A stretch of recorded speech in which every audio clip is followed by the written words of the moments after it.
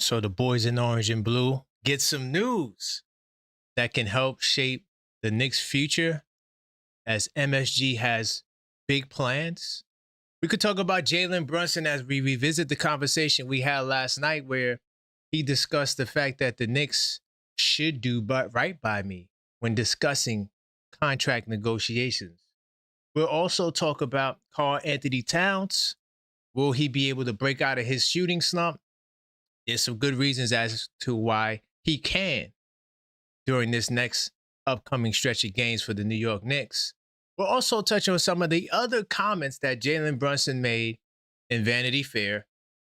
Really good read. We're going to get to the bottom of it today on the Blue and Orange Brunch.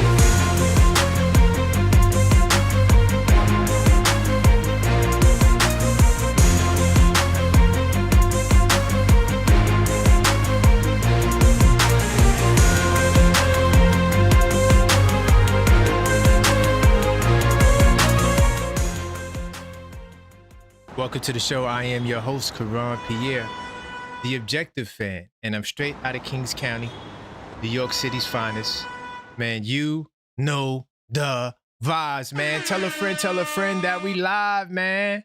Man, welcome to the show, man. It's a pleasure to be back on this glorious afternoon talking Knicks. I want to give a big time salute to everybody that is in the building right now. Big time salute. Definitely smash that like button all the way in. Subscribe if you're not subscribed, because we noticed in the last 28 days that 58.8% of you guys are not subscribed. So you might as well help us close the gap. You're watching anyway. So what's a subscribe going to do? Only thing it could do is help you get closer to receiving this giveaway. It's called the 5K giveaway. We're giving away a trading card for Jalen Brunson's rookie year.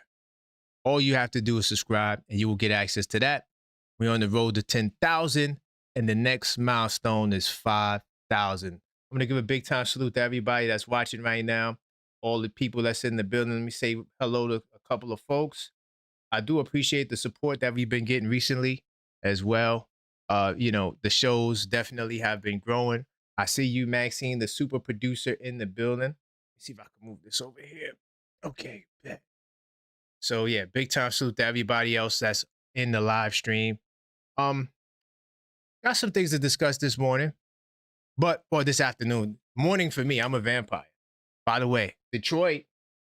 Does that say? Yeah, Detroit is going down tonight. We have the first ever Knicks War Room show. It's going to be a debate versus me against like 20 Detroit Pistons fans. So definitely check that out. It's going down around 8:30. That's when it will start. Be there or be square. Man, I'm telling you, I'm coming. I'm pulling out the cannon on these Pistons fans. 100%. And so you don't want to miss that. Also, we'll be back tomorrow with another Blue and Orange Brunch. We're doing it all week. And I will be doing my usual predictions for the game and breaking down scouting reports, things of that nature. And of course, we got the game, and I got to talk to Max, but we may do a Where's There's Smoke, There's Fire Thursday that day. But we'll see. Let me get this show started. Let me just try to troubleshoot something really quickly. It's throwing me off. But I'm going to start with Towns. Now, this Towns article is something that we have been, trying to get to for the longest now, but for whatever reason, we just never got to it. Just with so much other things pressing that came up. But I'm gonna get this on the screen so y'all can see why I think Towns' shooting slump will come to an end. And not just this, but this is one of the most compelling arguments that I could put together. Okay, and it's coming from this source here. But me on a research mode, bam. By the way, do you guys like the new overlay? This is the new Blue and Orange brunch overlay.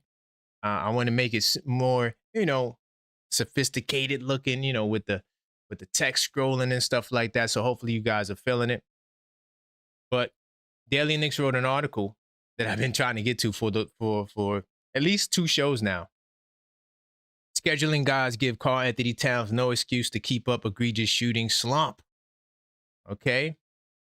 Here in year 2 with the New York Knicks, Karl-Anthony Towns arguably the greatest shooting big man in NBA history. That's not a debate.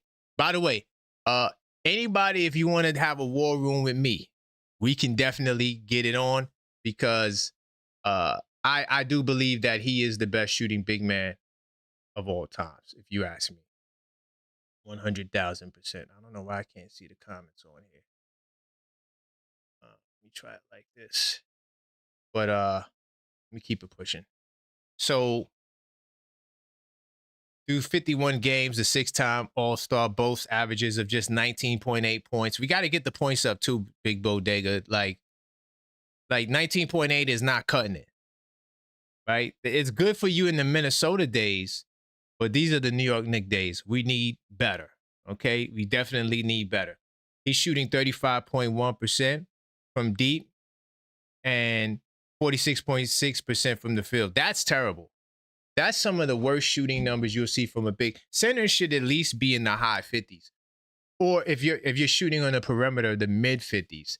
Like this right here is unacceptable from Big Bodega Cat, and I'm praying that he can come around and rectify that, because we need his scoring, right? And once again, salute to the channel members.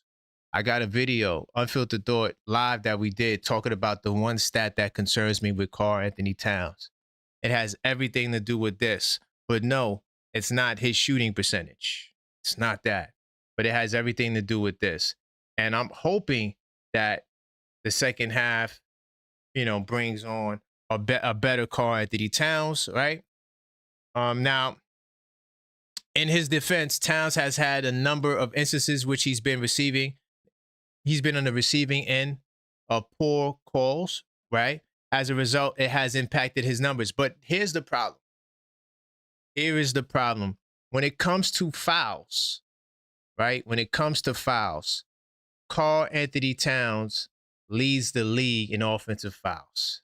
Okay?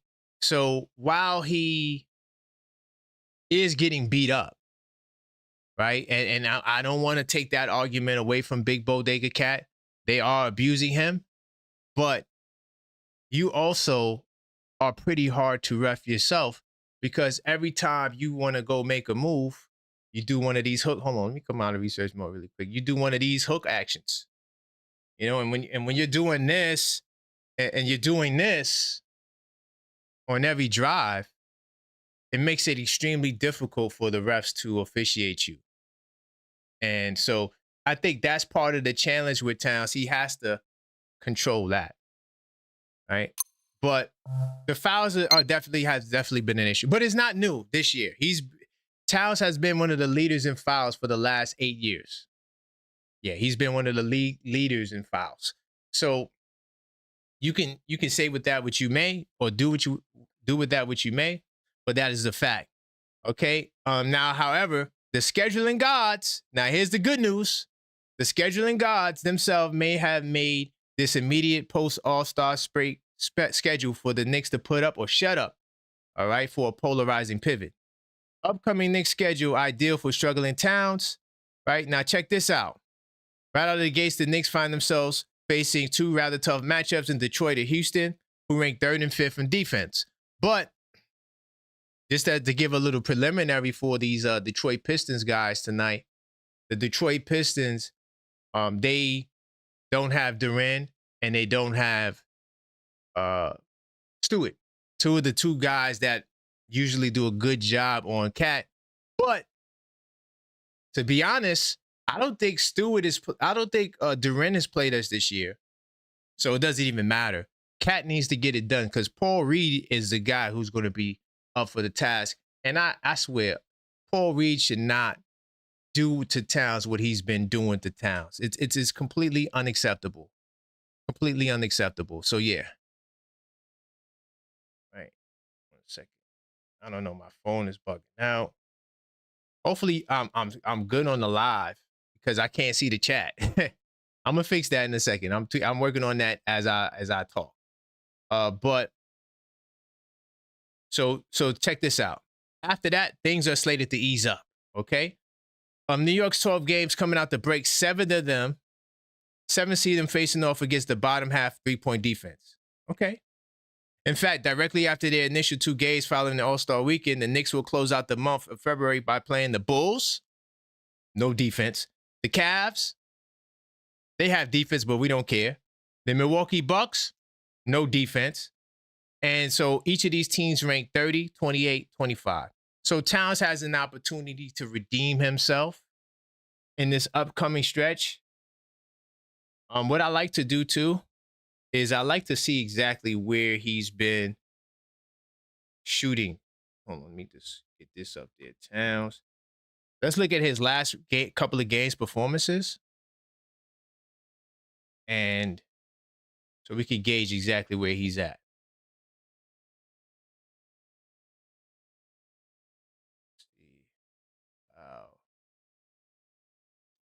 How did I do that? Hold on. Sorry, 2 seconds. Come on, Basketball Reference. What are we doing? All right. It can't be that many people on I'm about to say, come on. It can't be that many people on Basketball Reference today. Not today. Please, let's not do it today. But this is Towns. You guys can see it on the screen. I don't care about the whole season. Let's look at what he did in the last couple of games. Not good. If you look in this last stretch of, what's this, 7 games here? He's shooting terribly. I mean, the shooting is bad, bro. So you can't. One of the things that I usually do is try to see if there's a saving grace. Maybe this is just for this part of the season or for the whole season, but he's shooting better. No, he's not. He's actually shooting worse. So yes, we've been winning games, and sometimes we tend to see guys kind of fall back when we're winning. But as the second half commences, we're going to need to see more from Big Bodega Cat. 100%. 100%. By the way, I'll do something different, a little different. Today's show. Oh, let's see. I'll open up the phone lines. If you want to call up 646-995-8389, call up, voice your opinion. Let me know your thoughts on Towns. You can talk about Brunson. I'm going to get to the massive MSG news in a second, but I'll open up the phone lines now so you guys can call up and let your voices be heard. We're talking about a wide variety of topics. I cannot see in the chat. What the hell is going on? Hold on. Check. Let me try closing it out. Open it back up so I can see what you guys are talking about. But if you do want to call up, you can call up now. I will take calls now. Are you confident in Big Bodega Cat? Okay, I got the chat. We good. I got the chat back, guys. Big time salute to everybody in the chat. Now I can see El Figgy. Big time salute. Buzzer Beater, I see you. Okay, cool. Looking good in the chat. Looking good. Let me move on. I'm going to go to some Brunson stuff. Now, last night, we talked about Jalen Brunson. We talked about the South. And yo, last night's show was crazy, okay? Because I didn't expect that many of you guys to want to just, like, move off of Brunson. Like, it was crazy. It was a mystery to me. I'm like, are we really doing this? And a lot of you guys were like, I don't know if I would pay $83 million to a guy that's undersized in his early 30s, going into his mid 30s. A lot of you guys wasn't feeling it. And this is why I keep saying, man, there's no such thing as loyalty in basketball. You know what I'm saying? But there's no such thing as loyalty in basketball. Like, I feel as though as much as this man sacrificed, you would think that it's a no-brainer decision. But the fact that fans are questioning whether or not we should bring Brunson back, I mean, that's crazy. So we could talk about that if you want, but I do got some more. Hold on. I do got some more stuff from Vanity Fair that he discussed. And we could talk about that. We could revisit that, like I said, if you want. Let me get some of these quotes on the screen. Ooh, man. I spent so much time researching Detroit, y'all. let me tell you something. It's going down tonight. That's all I gotta say. I can't wait for the next war room.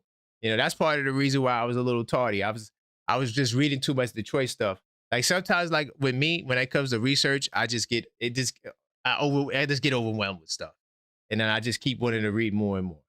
So I had to be like, hey, but we got a show, we got to prepare for. So what I want to touch on, oh, you know what? I'll put this on the screen. So just so you could look at the number, I'll put this on the screen. We can start here. So a whole bunch of Jalen Brunson topics and or stuff he said in his interview. And it's cool. It's cool. Like sometimes I like what Sam Amick did with Giannis, where it was like no video, it was just written down. I like those interviews because it gives us the ability to imagine, you know, what was going on in the room. And sometimes when you interview like this, you get more out of these guys. You feel me? Like sometimes these guys are so robotic, you know, PR campaign. I think that's how this reporter caught Brunson. I don't want to say lacking, but he probably gave a response via this style of medium versus on video. On video, he might have caught himself like, hey, whoa, I gotta slow this down. But so this is what he said. If I'm thinking about playing well, this is another quote that collaborates with the quote we talked about last night. If I'm thinking about playing well to make sure I get paid, that could mess with me. Master Miyagi. That's one of those Master Miyagi statements. If I think about playing well to make sure I get paid, that could mess with me. I play best when I have a free mind. And that did that for me. A lot of people say I sacrifice for the team. 100% I sacrifice for the team. But most importantly, I made sure my family and I were taken care of. That's honorable. That's honorable. But while I understand the logic, like nothing is guaranteed. I get it. I don't want to debate that. But at the same time, y'all, that's a lot of money to leave on the table. I know it says 113 million. And what wasn't factored in and still isn't factored in, I don't know why, was that there was an extra bonus. So he signed for the 159, 4 years, 159.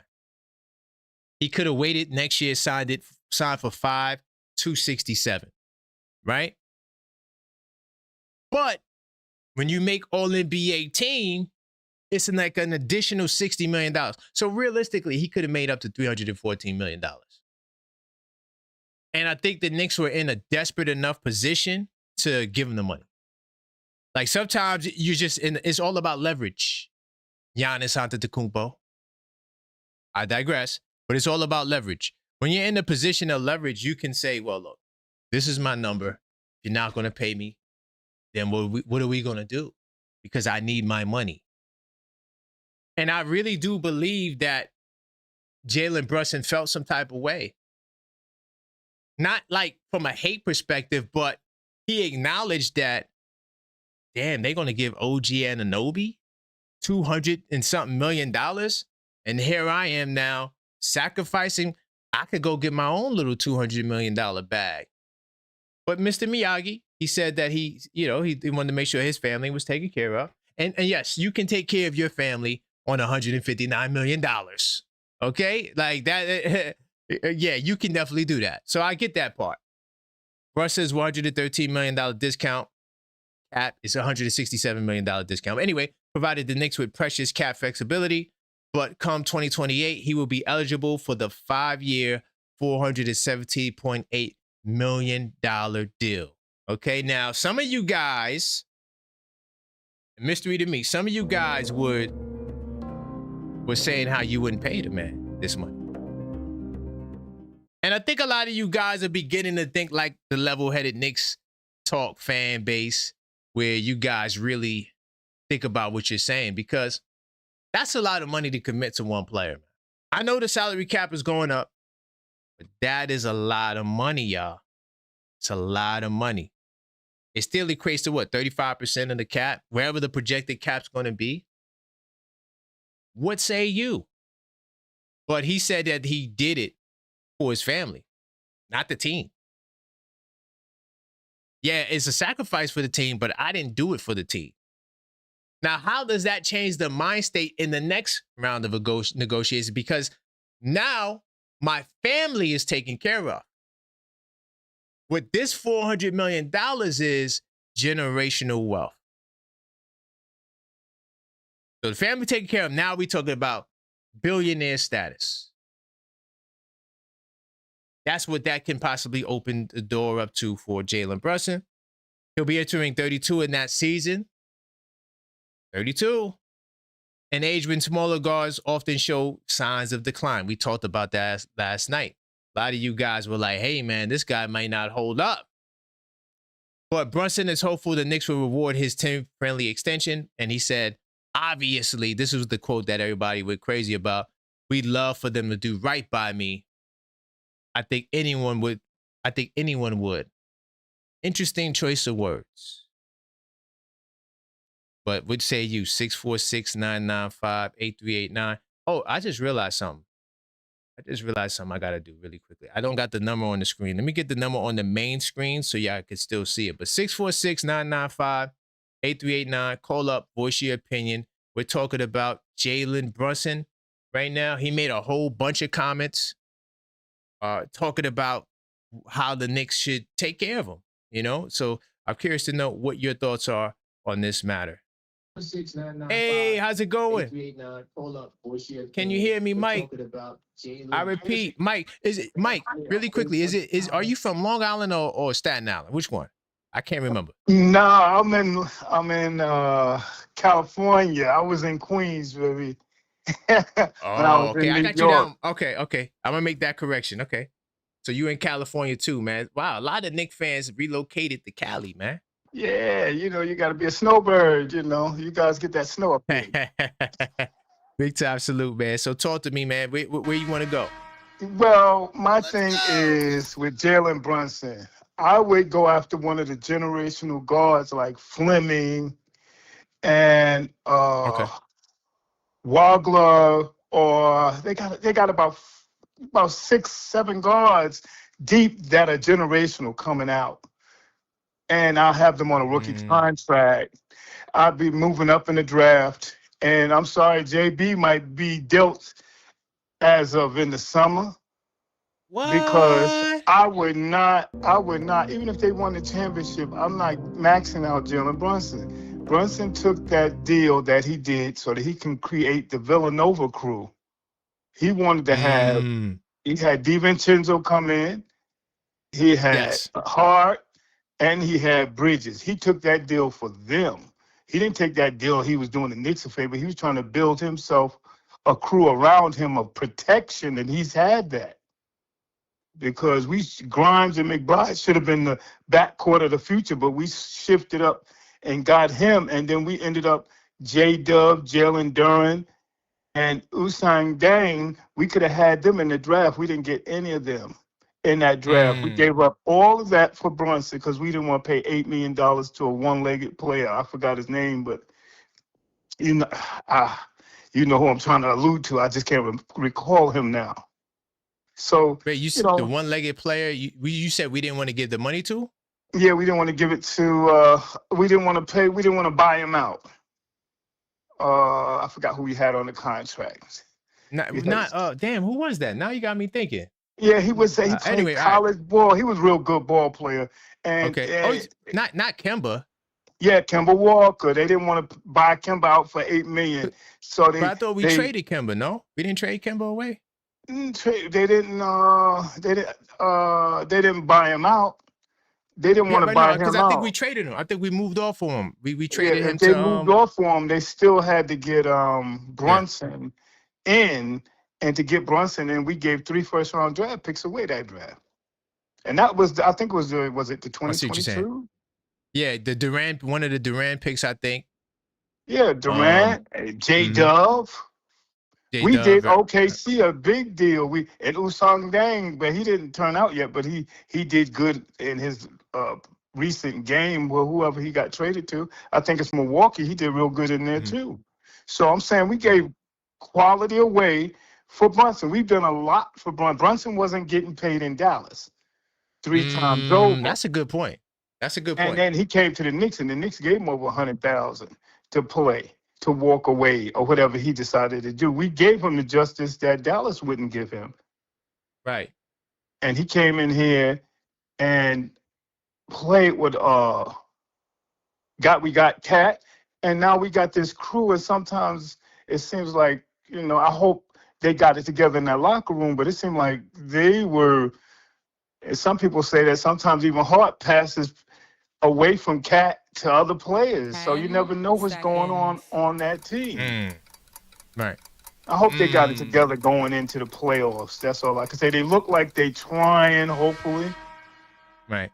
And hold up, before you leave, there was a thing that Ant-Man did. Ant-Man did something, and he said, man, he told Brunson, he said, stop playing with my man Cat at the All-Star game. And then Brunson turned around and said, Carl, he said, and then Ant-Man said, that's what I'm saying. And it was on this All Ball TV had that on, so I just wanted to let you see that. I said, that's kind of deep.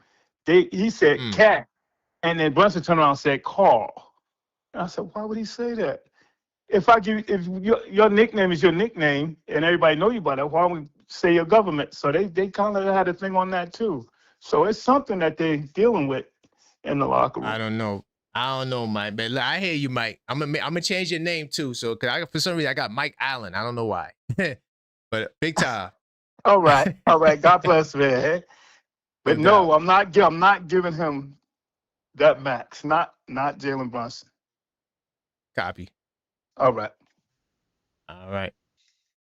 Guys, you see what I'm saying, man? Like a lot. This was the tone of the calls last night. It took me for granted. I'm still trying to get the number on the screen, by the way, y'all. But it took me for granted that a lot of Knicks fans, felt this way about Captain, because I thought that once again, if you guys want to call up 646-995-8389, call up and be heard. Also, I know a lot of you guys are at work, so if you can't call up, you could always send in a donation, and I definitely will treat it with the same respect of a phone call, and I will respond to your message, because I know a lot of you guys are at work, and you can't get to the line. You want to get to the line, no worries. I will answer your question, and we got to get the likes up, y'all. We got to get to 100. That's the minimum, bare minimum. We don't have enough likes right now. We're at 46. We got to get the likes up. So smash that like button as you enter the show, okay? And it helps the algorithm to let them know that you guys are feeling the content, right? Because we noticed in the last 28 days that 58.8% of you guys who watch are not subscribed. So help us close the gap. We're on the road to 10,000. Our next milestone is 5K, which we have the 5K giveaway. As soon as we get the 5K subs, we will be giving away this Jalen Brunson, the guy of the day who we're talking about. It just so happens that we're talking about him. His rookie card, okay? Rookie trading card. So all you got to do is subscribe. That's it. Simple. So help us close the gap, right? And once again, you guys can keep the calls coming, 646-995-8389. Call up and voice your opinion. Yeah, I'm going to respond to some of the things the brother said. The thought that we took care of Jalen Brunson, honestly, that's a bar. Because Jalen Brunson, I don't remember anyone offering Jalen Brunson a huge salary, right? But we definitely paid this brother a boatload of money at the time, what a lot of people considered to be a boatload of money, which was that 9-figure deal. And Stephen A. and everybody went crazy, like, yo, why y'all paying this guy that much money? Like that's an overpay. Like, what are you doing? Right? How many of you guys remember that? How many of you guys remember Stephen A. and and it wasn't just him. It was a lot of these people that were like, man, I wouldn't pay Brunson that for a whole multitude of reasons. They said they didn't want to do it. And my thing is, you know, Jalen Brunson should not have done what he did. If I was Jalen Brunson, I wouldn't have sacrificed nothing, man. Y'all got to pay me my bag. What are we talking about? As you see, I got the number on the screen right now. This is my temporary fix. 646-995-8389. Call up, voice your opinion. But yeah, like, man, I'm telling y'all right now, and we were the first ones to do a talk show on this last night, this topic. I think Brunson's going to be out of here. Yeah, I see it happening. Because listen to what Mike just said, Mike from Cali. That's going to be his new name, Mike from Cali. Okay, even though he's from New York, but he lives in Cali. We don't got a Mike from Cali. That's going to be his name. Anyway, so what Mike from Cali said was, yo, man, even if we won the championship or even if we had success, do you commit to a guy like when you got these young bulls coming up? Maybe we need to pivot and go get us one of these young bulls. I'm telling you, the draft is crazy. I keep telling everybody this, and remember, you heard it here first. Team USA gonna watch the world. Trust me, Team USA is winning the Olympics in 2028. The young bulls they gonna have on that team, when you talking about Cooper Flag, Boozer, I wouldn't be surprised if he makes the team, right? Then, of course, you got Ant-Man, Cade. Those guys are getting better. It's going to be a huge problem for the world. Then you still got Tatum and Brown as veterans you can take on the team. Well, I'm not sure if Brown going to want to mess with them because, you know, the whole politics of basketball. But, yeah, I'm telling you right now, man, there's a lot of young talent. Should we consider, hey, captain, man, what if we expedite the process? What if we don't win the championship this year? Do we move off captain? What if we get bumped in the second round? Do we move off captain to try to get younger? Should we retool? Should we retank? Call up 646-995-8389. The voice is on the screen. I mean, the number's on the screen. Yeah, we got to, it's getting dicey. I'm going to get into while I wait for you guys to call up, I'm going to get into another topic from Brunson because he said a lot of interesting things at this Vanity Fair interview. He said a lot of interesting things. Let me see.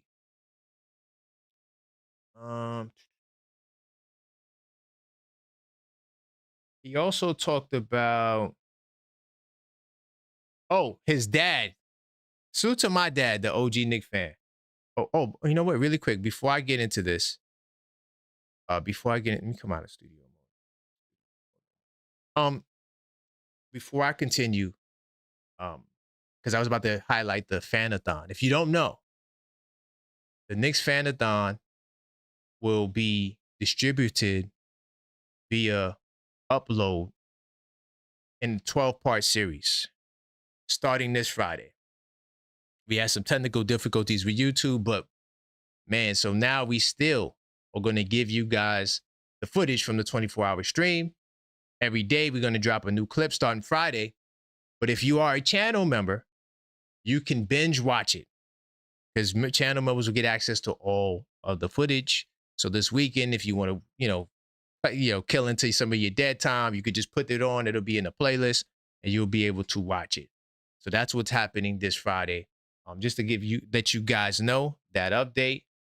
And let me troubleshoot this behind the scenes so I can get this article up. But that's what we're going to be doing this Friday, okay? Now, my dad, salute to my dad, because he called up on the Knicks Fanathon. Big time salute to Pops.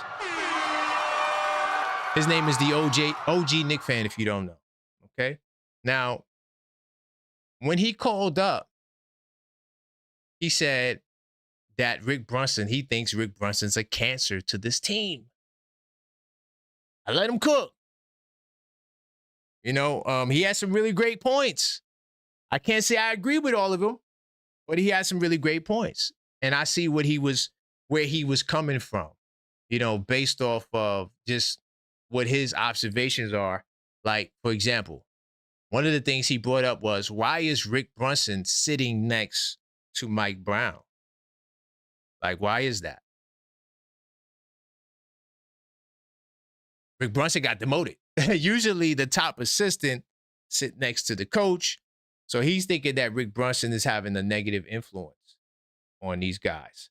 And now I don't know personally if that is the case, but here's what Jalen Brunson had to say about his dad. Jalen Brunson said, "You keep him more grounded than his dad. And if working with a parent sounds like torture, well, sorry, Brunson can't relate. He holds me accountable every single day, even when I don't want to be talked to. At the time, I hate it. I'll say something back," Brunson says, "but he's right, and I listen to him. It's the best thing for me. I know when he's being a dad, and I know when he's being the coach." First of all, big time salute to that. I'm a father, you know. My son actually made an appearance on the 24-hour show. And so I know what that's like. You know, you want the best for your son. And if I had the position to be in that spot, like in boxing, there's a lot of father trainers in boxing, and people try to speak down on it, but a lot of the fighters with fathers for trainers, they're very successful. From Devin Haney, right? Teofimo, who else? Sean Porter, right? There's a lot of these guys that Shakur Stevenson has his grandfather there. So there's a lot of guys that have father figures or fathers in the corner, and it seems to have success. What's to say that Jalen Brunson is not getting that same level of push from his dad? Who's to say that? So I just thought that this was an interesting quote, especially because some of you guys agree with my dad that, hey, Jalen Brunson's dad could be a problem. But he says, the captain says, that Jalen Brunson, my dad, Rick Brunson, is a key figure for me. He holds me accountable, right? He can't relate to it being torture. He loves having his dad around. Another thing, too, I want to add to this point. Those guys are egoless, man. Those guys are egoless. Oh, and I think Mike said something earlier about Cat and all of. Let me tell you something. I don't think these guys got problems, man. I really don't believe it. Like, I'm not sure if y'all saw some of the behind the scenes footage at All-Star Weekend. And yes, a camera's on. Maybe you're just acting for a camera. But like some of the things that they do, like if I don't like somebody, I'm not going to go on your podcast. If I don't like you, I'm not going to, be so friendly. You feel what I'm saying? Like, I feel like these guys have genuine chemistry. I was also at the alumni event, which is a celebrity game where they introduced the team. And those guys talking, laughing, like it don't seem like they just doing it for a check. Now, there's certain guys that have the look like they're doing it for a check. That's a whole nother topic. But those main guys, they all laughing with each other. They're joking. Like, I'm not laughing. Like, okay, you do have fake people. I'm not saying that you don't have fake people. But at the same time, I couldn't fake my disdain away by doing things that are unnecessary. Now, yeah, we could do our job. Basketball is our job. We got to play together. That's simple. That's light work. But having meetings, texting, etc., all of those things are extra. Okay? All of those things are extra. These guys do a lot of extra stuff. Like Jordan Clarkson. Clapping, applauding, trolling, having fun with Alvarado when Alvarado was interviewed post-game. I don't think that that's cap. I don't think the Knicks have chemistry issues. Every argument you point to does not negate the fact that people who are on good terms argue, especially in sports. It happens all the time. It gets dicey, man. It gets boisterous. Guys yell. That's what men do. Next day, we dap it up like nothing happened. So, and then also, like I say, I also think the chemistry bit is overrated. Look at my man JJP. He made a great statement before when he said Jordan and those guys didn't have no goddamn camaraderie. They wasn't boys off the floor. What the hell does that got to do with you doing your job? Shaq and Kobe. Matter of fact, no one really talks about this, but Shaq did the Knucklehead podcast. Salute to the Knucklehead podcast. Honestly, that might be my favorite basketball podcast, Knucklehead's podcast. You know why? Because it's all about basketball. It's not about news. It's not about tearing down other players. It's not about slamming people. No, guys go on there and they talk hoop. That's what I love. And so Shaq was on there. And you could tell they edited this interview because Kobe just passed away. R.I.P. the Black Mamba. One of the greatest of all times. Definitely, I would say top 3 basketball mind all time. Based on what I've seen. And so Shaq went on there and didn't even mention Kobe. And I felt like they edited the parts out because he might have been getting on Kobe. You feel what I'm saying? But those guys didn't have the tightest relationship off the floor. What does that mean? They still won 3 championships. Probably could have won more, but they still won 3. Dennis Rodman said, Michael Jordan never talked to me off the floor. We might have went to dinner a couple of times. That's it. But on the floor, that's when they talk. That's all that matters. But yeah, I think we just need to pipe it down and not make everything a big deal. Call up 646-995-8389. Jalen Brunson says his dad is an integral part. He holds me accountable and he keeps him on the right track. What say you? Do you think Jalen Brunson's capping? I wouldn't think the brother's capping. I would think that the brother's being genuine because that's his dad. You know, how many of you guys would want to work with your dad? I would want to work with my dad. I've worked with my dad before. You know what I'm saying? Like, I know some people might be like, I wouldn't want to work with my dad. Are we projecting our relationships with our dad on Brunson? I don't want to believe that, but I do believe that y'all think that there could be some issues with, nepotism and having, Jalen Brunson's father be an integral part as one of the coach's voices when he's not even supposed to have that responsibility and role. That's where my dad was coming from. He feels like based on the way it looks, why in the hell is Jalen Brunson's dad right there? Why is Rick right there? Like, why? There's no need for him to be there. But definitely as you enter the show, big time salute to all of the people in the building. I see you, Mellow Mike, in the building. I see Miggy in the building. I see Yuri in the building. All the channel members, big time salute to all of the channel members. I do appreciate you guys' support. I'm not sure, but did I give a shout out to the MVP donors? Let me do that right now. So I want to give a big time salute to all of the people that support the show heavily. I do appreciate you guys 100,000%. So I want to give a big time salute to all of the new members.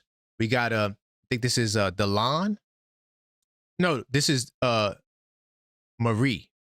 My handwriting's not the greatest, but Marie, big time salute to you. Welcome to the Objective Knicks Fan Nation. My man Sam, welcome back to the Objective Knicks Fan Nation. Okay, Antoine Broom, welcome to the Objective Knicks Fan Nation. And I'm sorry, I got to get this now. My handwriting's too bad. And then PL78876. Welcome to the channel memberships. Now listen, to all of you guys who just joined the channel, there's a lot of perks. You got to get to the Discord server. Okay? You got to get to the Discord server. Go there, hit join. That's where we get active.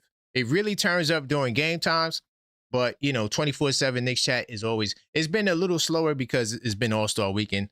Not too much news going on, But once tomorrow hits, and even tonight, it's definitely gonna be jumping. So make sure y'all get in the building.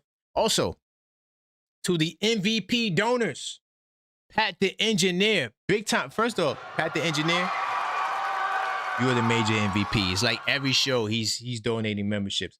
Fins NJ, big time salute to you.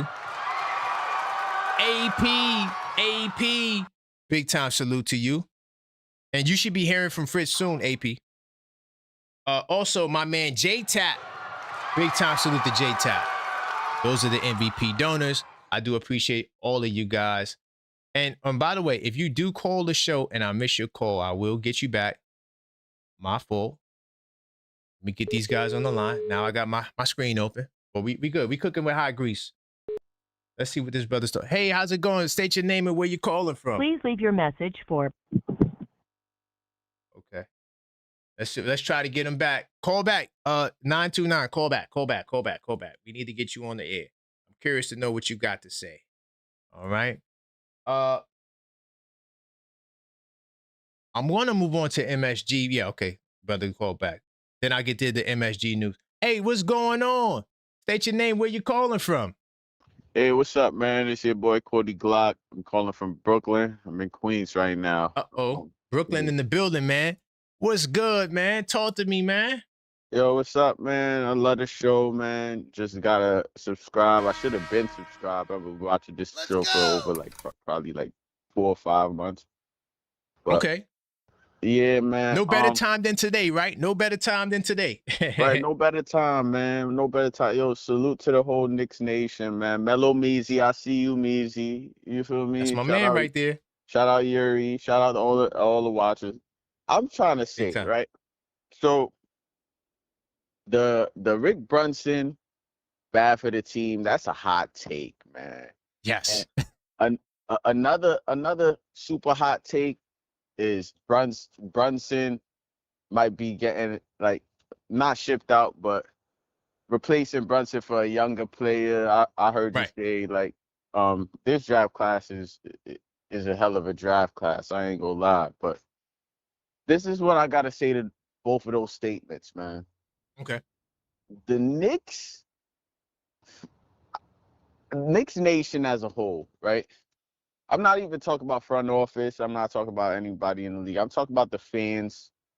The fans, we haven't had a star like Jalen Brunson since, I don't even want to say Carmelo, because Melo that dude. But I want to say since Patrick Ewing, we ain't have nobody like Jalen Brunson, right? I agree with that. Big time salute to Brunson. So to even think of a thought of having Brunson outside of New York. It's like you take a poor person, you put them in a mansion. Right. You put the poor person in a mansion, and now the poor person comes back with salad forks and caviar and escargot, talking about some, yo, man, this is not what we do. Yo, bro, let's appreciate what we have. We're not going to get another Brunson. I don't care who's in this draft class. I don't care if Cameron Booz I don't care. We're not going to get another Brunson. We're not going to get another team like this.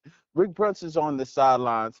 Since Rick Brunson's been on the sidelines, let me tell you before I hang up and end this, because I don't want to be too long-winded. Before Brunson was on, before Rick was on, right? No, when Rick was added, we got a first-round win. Shout out Mitchie, SSS Mitchie, Snitchy. Shout out Mitchie, he won us the first round. This is with Rick Brunson on the coaching staff. We got out the first round. Second year, we beat Philly. We lost to Indiana. Third year, we got to the conference final. This is the fourth year, aka senior year, if you were in high school, for the Knicks. We have the chance to win a championship. And Rick Brunson is on that sideline, motivating his son. What are we even talking about right now, man? Yo, shout out everybody in Knicks Nation. Shout you out, bro. Keep going. Keep doing your thing, man. I envy stuff like this, man. When we get to talk about the Knicks as a job, man, yo, nothing like it, man. The Objective Knicks fan, man. Shout out to you, man. Yo, we out, Thank man. you, brother. Over the Glock. Thank Peace. you, man. All right, Brooklyn, stand up. Let's go. Big time salute. Great. See that call right there is what I expected from y'all more. I did not expect to see as many people. Hold on. Matter of fact, let's go to research mode really quickly. I did not expect to see as many people say, "Yo, man, we might have to move on." But I couldn't believe it. And I said, like, maybe what? Well, I didn't say it. I kind of alluded to it. Man, yo, I would trade Brunson for Giannis. I went there a little bit. Not now. I don't feel that way now. But I'm saying I did at one point. And y'all was like, no. So hold on. I know this. We normally do this on Word on the Street. But I got this poll in the community section right now. Do the Knicks owe it to Jalen Brunson to sign him to the $83 million Supermax on his next contract extension? So just out of curiosity, I want to see what the votes are, right? I'm going to say I don't know. Notice how I added the I don't know back. I added the I don't know back because I feel like the questions do be a little difficult. I think that we need the I don't know back. So I added it back. Anyway, 79% of you said yes. Didn't know that. So this is my first time looking at it. Wow, that's a big gap. It's a big gap. But the 16% is way louder. I'm telling you, the 16%, they all called last night. The 79% barely called. The 16%, y'all was like, man, we need to get a new player. He's too small. I'm going to say it like this, man, because I'm the objective fan. Just to give my official take on it. I kind of highlighted to it last night, but I kind of was in the middle with it. You know what I'm saying? I didn't really pick a side except for this. If the Knicks win a championship, it don't got to be 2 championships, you got to pay the man. Period. That's it. I don't give a damn about none of that. Basketball has always been a sport of what you've done for me in the past, not what you're going to do now. That's why you see guys getting signed crazy deals. Maybe not as much now, but still, like, star players are given the bag. Period. If you're a star, you're going to be given the bag. That's not up for debate. Now, the Mitchell Robinsons and those lower tier players, they don't got the same leverage they had like maybe 10 years ago. Because 10 years ago, Mitchell Robinson might have got a $100 million contract. Mitchell Robinson's not getting a $100 million contract. Whether or not the Knicks and him work out a deal, he's not getting $100 million. Trust me. So if Brunson wins the championship, he has to get paid. That's my stance, period, 100%. Now, if he doesn't win the championship, that's when it begins to get interesting. Hold up. Let me take this call. That's when it gets interesting. Yo, what's come going on, Yuri, man? I'm gonna come in here and say this. Give the man his damn money. Uh-oh. Let's go. Give the man his damn money. We went to the Eastern Conference Finals with a small point guard, by the way, who's not A1. He's A1. I'm sorry. Do I got to remind Pistons fans what JB did to your best defender in a playoffs last year? When it's time to we're going to remind them tonight, Yuri. We're going to remind them tonight. Do I got to remind y'all that in regular season, that's Brunson at his finest. In playoff mode, when it's time to be better than Jalen Brunson, people don't know when to be better than Jalen Brunson. That's all I got to say. About that. Also, Karan, I don't get the hate for the father thing. If I was working with my father, I would work with my father. 100%. You know what I mean? The whole me thing, too. like Rick Brunson is the reason why JB is JB. Rick Brunson's able to talk to Jalen Brunson.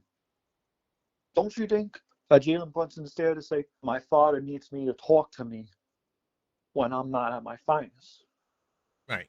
We all need a talking head. Mike Brown can't provide that sometimes. And to Rick Brunson. And Leon and JB go close. There ain't no way that JB's going to, go away from the Knicks. I can't see it happening. Okay. All I'm going to say is I hear that. Pay the damn man his money. You're going to be in the second apron anyway. So I pause because I want to ask this from you. I pause. Mhm. If you don't win the championship, you still gonna pay the man his money? Yeah. That's just me. Oh, Pay the man his money. He's really the only point guard that brought you out of back to relevancy. okay. That's my Okay. hot take. I got you. And besides, I think it's all cap anyway.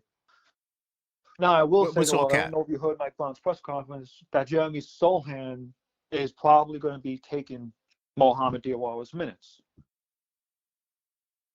Okay. So, I don't know. As expected. As expected, we all called it, right? Jeremy Sohan, he's a defender. What do we need? Defense. Especially with OG coming back too tomorrow. Yeah, Mohamed Diawara is kind of out of the rotation. Wait, we got the news that OG's coming back tomorrow? Yeah, against the Pistons. He's most likely going to play. Stephen Bondi posted it. Okay. That must be Most real likely. news. I didn't see that. It's basically what do you call it? It's basically perception because OG spoke on it today. He's ready to play. Okay. That's great. That's Again, great. Take it with a grain of salt. I don't know how true it is. I am. I am. But yeah, no, okay. But yeah, no, Sounds that's good. the news. I just wanted to come up here and say, yo, JB's JB. Until y'all prove it in the playoffs, and there's only one person who's beaten JB twice in the playoffs, it's Tyreek. Right. But until someone beats JB in the playoffs, you're not beating JB in the playoffs. You got to kill this guy to beat him in the playoffs. That's a fact. I'm riding with that, Yuri. Big time. And another thing, salute to you as well. Piston fans. Thank you, Yuri. Until Thank you you. get past the first round in the playoffs, Mm-hmm. you haven't won a playoff series in God knows how long. Talk that talk, Yuri. Until y'all get past the first round, then you're regular season champs. Salute. Facts. Big time. I appreciate that. And to be honest, Yuri, they not even regular season champs yet because the season ain't over. Oh, it ain't over. What, Detroit, what's your record against top teams? Top 10 teams? Detroit, what's your record against top? What's the Knicks record against top 10 teams? We're going to talk about that tonight. Big time salute to everybody in the chat, man. Continue to smash the like button. All right? Continue to smash the like button. All right? We're trying to get to 100 likes. That's the we almost there. Okay, so let's get to 150 likes. Continue to smash the like button. What's going on, caller? I don't got your name saved, but you called before. What's going on? It's D from North Carolina. Got you. I called yesterday and I talked about, the issues with not paying him. But it's funny how people are saying, don't pay him, but those same people were happy when they paid OG. Let's go. So That's true. it's at the end of the day, New York basketball, the Knicks basketball hasn't had this kind of success since he got here. Right. So why is it that they're saying don't pay him? Now, I could understand if we don't get to the Eastern Conference Finals. I think that's where you kind of negotiate a little less. But Okay. if we get to the Eastern Conference Finals, then there's no reason that he shouldn't get his money because every year it's been progressively better. That's a good point. That's a good point. And at the end of the day, it's, again, if we don't win the championship by next year, again, I still believe that besides Brunson, we need to start shipping pieces out and getting something like picks or whatever to start building quick around Brunson. But again, I don't see that Brunson is the problem, and that in 2 miles, because take exit 171 for North Carolina 125 toward Roanoke Rapids. sorry about that, but he should So good. he should be getting his money because of what he's done for Knicks basketball. Because we were in the Right. gutter. That's like you take a homeless man and you put him in a normal house. Is he going to complain that he wasn't a millionaire? Right. No, you just brought him out of the gutter, so he's going to be happy from where you brought him from, and he's going to do his best. So Right. we should be doing our best for him, especially after he took a discount. So 100%. 100%. I agree with everything you say. And then you introduced something new to the table too, negotiation. Like some people, we just skip past negotiation. We like, nope, out of here. no, and to me, I feel that he'll wind up getting something like 60 plus, not 83, but he's still going to get a bag. But either way, he deserves his money.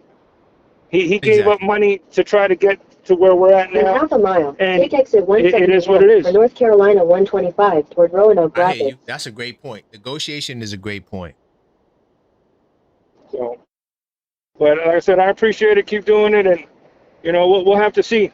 But I do believe Big time. that this by next year's off season, if we haven't got past the Eastern Conference Finals, it's time to blow it up. 10 seconds. Facts. Big time. I appreciate it. All right, you be good. All right. No doubt. I got his name now. You know what it is? Sometimes my handwriting is bad, so I can't even read the name. I write too fast. And what I normally do, I take notes of what you guys say. One thing he said, I feel like that's important that I think y'all need to take in consideration is negotiation. Why to all the people, the 16% that said no, why can't we negotiate a bag?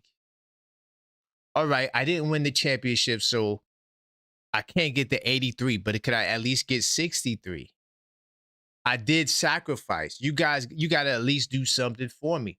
Why won't we consider doing that? By the way, if you call, you can't call back. I know the scroll bar on the bottom is kind of fast. I'm going to slow it down next time because the scroll bar you see here has all the information about the show. So I will slow it down. But if you do want to call back, there's the $5 callback option. You can hit the link tree or you can hit the Cash App. All right, we'll get you back on. Uh-oh, what's going on? Big Dog, Talk Sports. What's good, man? What's good, man? You ready for tonight? Oh, yes, sir. Yes, sir. I am ready, man. The moderator supreme? Oh, it's going to be fun. Detroit Pistons versus New York Knicks. I'm Yep. in the middle. I'm not a fan of neither. I'm just going to be the moderator, providing y'all with that good ignorance. Yep, exactly. And that's what we did. Because you called up, I said, yo, what better mod could we get than you? Because you ain't care, but you don't give a damn about neither team. Nope. So perfect. So yeah, man. So what's going on? What you want to talk about, man? I just want to say, this is nasty work, discussing whether Jalen Brunson should get paid or not. The man Okay. took over $100 million pay cut, right? And signed with y'all, and y'all already discussing not wanting to pay him. That's nasty work, bro. Y'all gotta relax. Y'all gotta relax, bro. Y'all gotta relax. Like they skip negotiation. A Big Dog. They don't even want to negotiate. They like, nah, we got to get a younger dude. We got to get someone in the draft. I'm like, damn. This is why I tell you, I'm a 49ers fan. Right. I gotta tell y'all the same thing I tell 49ers fans. Stop acting like you used to winning the championship. Stop being bougie. You know what I'm saying? Man, we just need to move on from him and don't pay him. Like, bro, you ain't used to winning, bro. Like, relax, bro. Stop trying to not want Jalen Brunson to get paid, bro. Like, relax.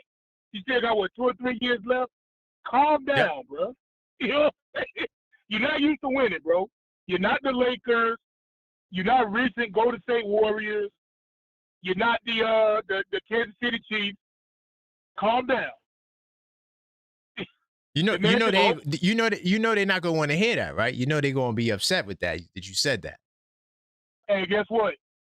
Whether you want to hear it or not, the truth is the truth. The truth is the truth. Okay.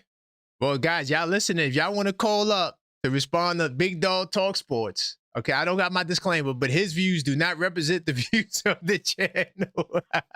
Now, go ahead, man. Go ahead. Get your point off. Just think about it. Just think about it. say you work at a job, Karan. Say you work at a job. Say like you was willing to take a pay cut for the company, right? Yeah. You be able to, you decided to take $10,000 pay cut from your salary for your yearly salary. And you're still doing a great job. You're one of the best people doing your job.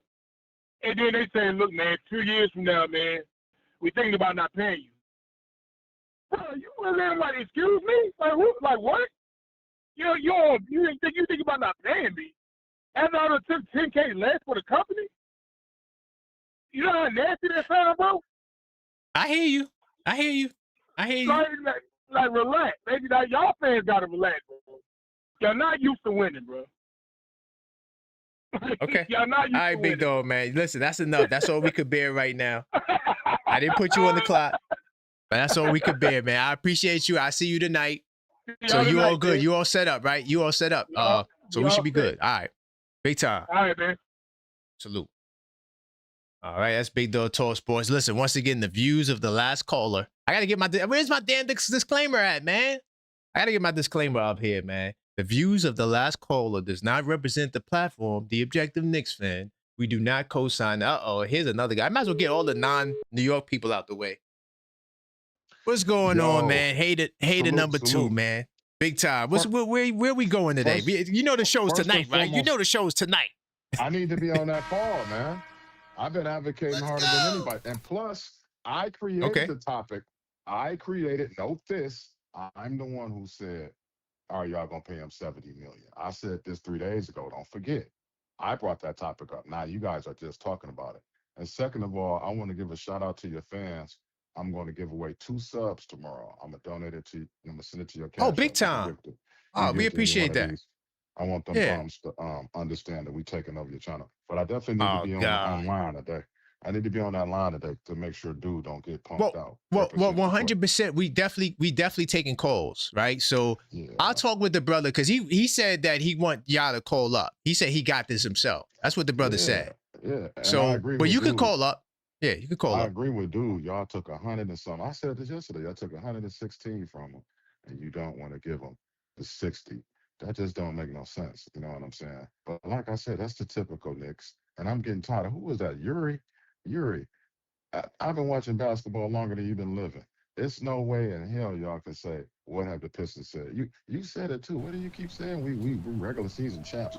We have more championships than you, Eastern Conference finals than you, more playoff appearance than you, more finals appearance than you. How are we a regular season team? You're the regular season team. You have you said you got more playoff appearances than the Knicks? Yes, we do. And we have more playoff wins than you. And we have more Eastern Conference victories than you. More finals victories than you. You haven't been to the finals since 1973. No, you haven't been to the finals since you lost to the Spurs. The half a season. Right. I forgot. You get that right. I had to correct you on that before. No, you're the first loser. Second place is the first loser. Don't you forget that.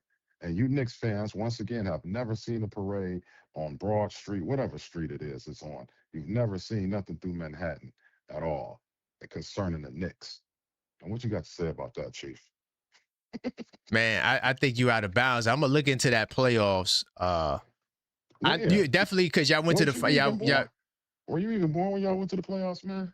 I don't know your age, but I'm a little older than you. Oh, hold on. What are you talking? First of all, you got to win a playoff series. You didn't do so in like 16, 18 years. So you guys are so goddamn bold.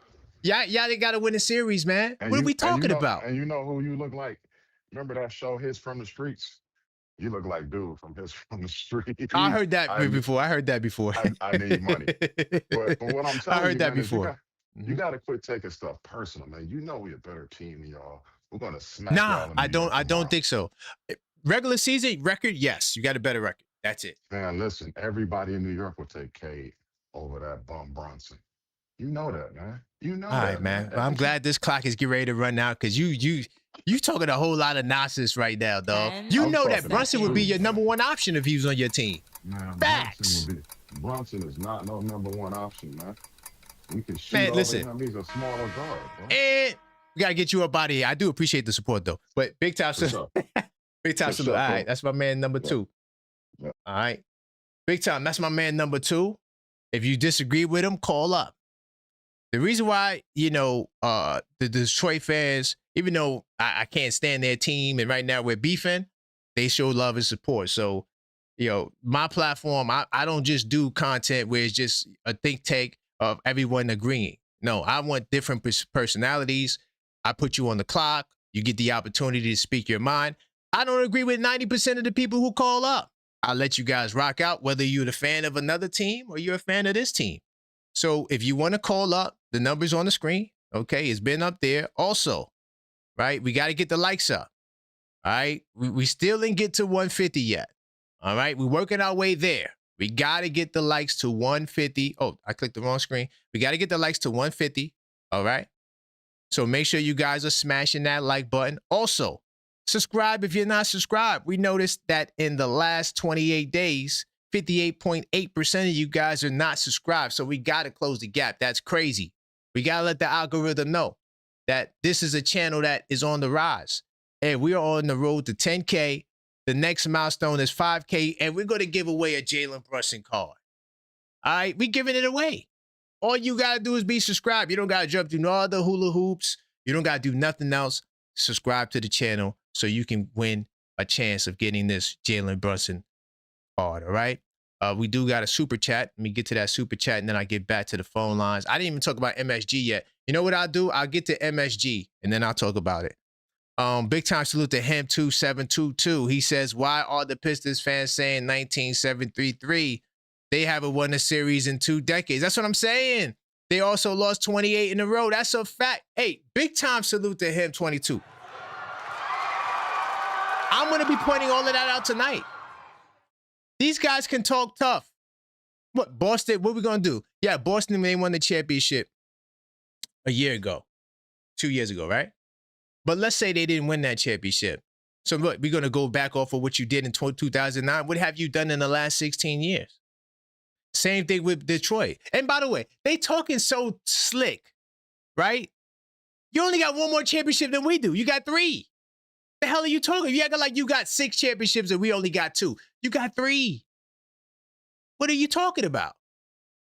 And I'm going to expose that tonight. Yeah, they talking tough. Listen, make sure y'all here tonight. It's going down. The Knicks War Room. Hold on. Let me show you something. Let me show you something really quick. Yo, it's going down tonight. The show's already scheduled. We ready to rock and roll. And we will be starting on time. All right? You see that? 1 Knicks fans versus 20 Pistons fans. We already got like 9 Pistons haters that already call up. But you got to make sure you tune into this show tonight. All right? If the other brother want the brother to get on the panel, you could add up as many as you want. I don't give a damn who they bring. You're going to have to bring the dude from NBA TV to get with me. Facts. And look, let me tell you something, right? Let me tell you something right now. If you don't got this, you don't got a book that look like this. See this? If you don't got a book that look like this, all about the Knicks, you can't get with me. If you don't got a scouting report that look like this, see that? What does that say at the top right there? That say Detroit Pistons. I know my handwriting's trash. It says Detroit Pistons scouting report, dog. I'm on y'all body, bro. I probably know more about the Pistons than y'all do. I probably know more stats and facts about the Pistons than y'all do. Because we got to consistently remind you that 20 years has gone by. You guys hadn't won a playoff series. Looking spooky around here, y'all. It's getting real spooky around here. What are they talking about, bro? So I let them get their calls off. And I could literally debunk everything they say right after. Are they the better regular season team? Yes, if you base it on record. That's not a debate. I would be a fool to go in there and say, oh, yeah, we have the better record than Detroit. No. No, that's not how it works. All right? Also, what I want to do. Damn, I just lost. Oh, yeah. I got to touch on this before I move on. I got to get the MSG. By the way, this is what I was explaining too. If somebody triggers you, especially someone from Detroit, we have an option called the $5 callback. You send in the Cash App, send in the Super Chat, $5, we will get you back on the line for the record.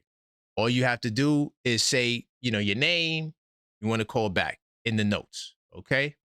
Or you don't even have to do it. If you go on Linktree, your number's there, so I can see exactly who you are. But let me get into this MSG stuff. I got to talk about MSG really quickly, and then we could get back to the calls because yeah, things are getting interesting. Now, I saw something that I didn't know today. Let me see if this Hoops Hype has it. I'm gonna get to that. It says we are exploring the opportunity to further create value for our shareholders by separating our two professional sports franchises into distinct companies. MSG Sports CEO James Dolan said in a statement. Both the Knicks and Rangers are premier teams in their respective leagues with storied histories and a large passionate fan base. We believe this proposed transaction would provide each company with enhanced strategic flexibility, its own defined business focus, and clear characteristics for investors. So yeah, they're making the big time switch. They're separating the Knicks and the Rangers. They voted on it, and this is what they're going to do. I have another quote here. Let me see. Madison Square Garden Sports. By the way, if you don't know how the business politics of MSG is set up, it's set up where you have MSG Sports, MSG Networks, and the Sphere in Las Vegas. Those are the three entities that make up MSG. Okay, so what they're going to do now is they're going to probably, I'm not sure how they're going to do the ownership.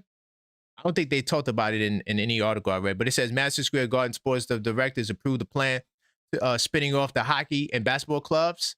The parent company of the New York Knicks and Rangers said Wednesday they will consider splitting the franchises into two separately publicly traded companies. So now, instead of MSG Sports, maybe it'll be Knicks Sports and Rangers Sports or something like that. Okay, just on the business side. So that's what they plan on doing.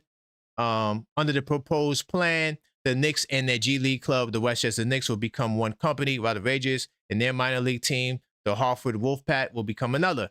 MSG Sports says there's no timeline to complete the move, and that's not it. I don't think I got the quote. Hold on. There was another quote that talked about the Knicks' value. I didn't even realize this, but I don't got it here. So I'm just going to just read off what it was. So the Knicks are worth $9.2 billion. Their value was recently was estimated. The Knicks are worth $9.2 billion, right underneath where the Lakers were sold from. And I think that if the Knicks were really going to be sold, it would be way more higher than that. The Knicks franchise is one of the most valuable franchises in sports, right? And the Rangers, I think, was like 3.5. So I didn't know that before I read this article. But if y'all want to talk about that, if y'all care to talk about that, the reason why they're doing this move as well is not in the quote, but it's because MSG networks have pitched that the fact that the network has actually gained some money. I think they said, was it like 19%? They had a 19% increase over the last quarter. So based on the numbers looking good, they feel like they can enhance the numbers even more by separating the two companies. So if y'all want to talk about that, we could. Right now, this move can even increase the Knicks' value even more. And so when we talk about Giannis, we talk about Brunson's extension, Karl-Anthony Towns, all of these things all correlate. Okay, all of these things all correlate. Let me just make sure I'm good on the lines. So if I miss your call, I will call you back. If you do want to call up, 646-995-8389. Call up, voice your opinion. All right. I'm curious to know where you guys are going. Do not let Detroit take over the chat because they are here. And this is Detroit Fan TV as well. So, because they don't got no damn show of their own. So, yeah, we got to come provide a home to the Detroit Pistons fans. Okay, that was a lady. Okay. Hopefully she calls back. If I miss your call, call back. All right. And I'm caught up on all my calls, man. So what do you think about the big business? Big time salute to my man J-Tap Mob in the building, channel member. Okay. All right. I see you, Mellow Mike, in the building. Big time salute there. Big time salute to all the channel members. Once again, if you can't make a call, you could always send in a donation. Send it to the Cashapp Super Chats, whatever chat you like. Also, if you want to call back, once again, you could also do the same thing. Okay? And I'll get you right back on the line. Don't let Detroit trigger you. I'm telling you right now, let me tell you what Detroit said. Detroit said that he's dominating the phone lines tonight. That's what they said. There's a whole mob of them. We cannot allow them to take over the show. All right? We cannot allow it to happen. Once again, if you do want to call back, the protocol is that, because I've noticed I'm getting callbacks from the same people, but I'm not seeing no callbacks on the back end. So make sure we take care of that, and I get you back on the line. But 646-995-8389. If you hadn't called up, call up again.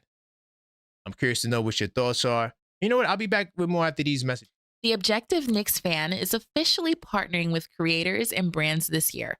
If you have a product, service, business, or personal brand and you want exposure to thousands of passionate New York Knicks fans, turnkey promotional opportunities are now available. Here's what's being offered. Ad rotations, a 30-second ad placed throughout a full episode, including the opening and mid-show breaks. Maximum visibility with links in the description, reaching both live viewers and replay audiences.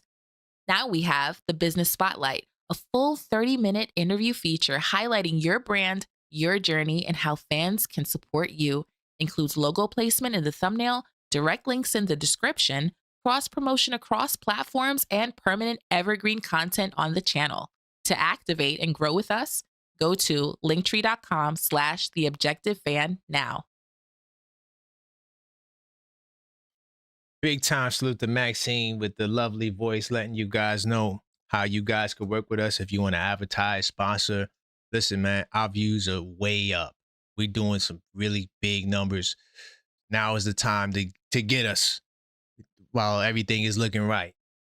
By the way, big time salute to my man, Zach. He posted this in the Discord. Maxine let me know that OG will return. Uh-oh, so hold up. So now that OG will return, brother is going to return. What happens to Diawara? No more Diawara? And this is good news because we actually did a show talking about his toe of ocean, right? Like, one of the concerns we pointed out was if it's not that big of a concern, then he should be back. He should have been back. But if it is like a serious, more serious injury, he could be out for a very long time.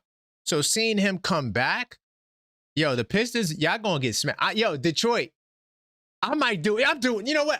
Listen, tonight we got the show, The Knick War Room. It's going down. Let me tell you something. We're gonna smack the Pistons tomorrow. I guarantee it. I'm going there, y'all. We're going to smack the Pistons tomorrow. You could bet your bottom dollar on it. What's going on? Let the people know your name, where you calling from. What's going on, man? I'm Marlon, calling from Maryland, but I'm from New York. Big time, All right. Marlon from, okay, bet. So what's going on, man? So want to explain some stuff to y'all. That we as Knicks fans, right? We tend to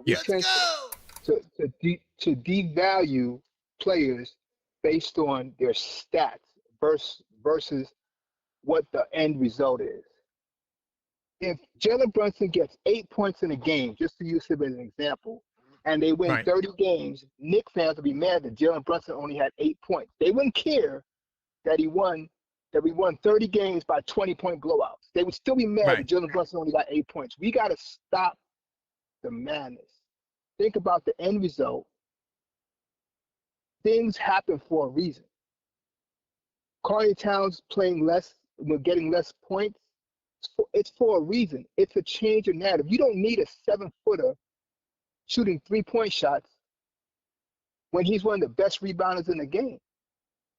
You really need him in the post. You really need an identity in the post, a post-up identity. We don't have that. We have Jalen Brunson, but he's 6 feet tall. We don't need Jalen Brunson to post-up identity. We need Jalen Brunson as our point guard identity. We got 2 wings. We got them as identity wing stop, but then when they don't score 8 points, people get mad at them. We got to start thinking of the end product, which is the W, and everything that happens in between those lines. It's a plan for it.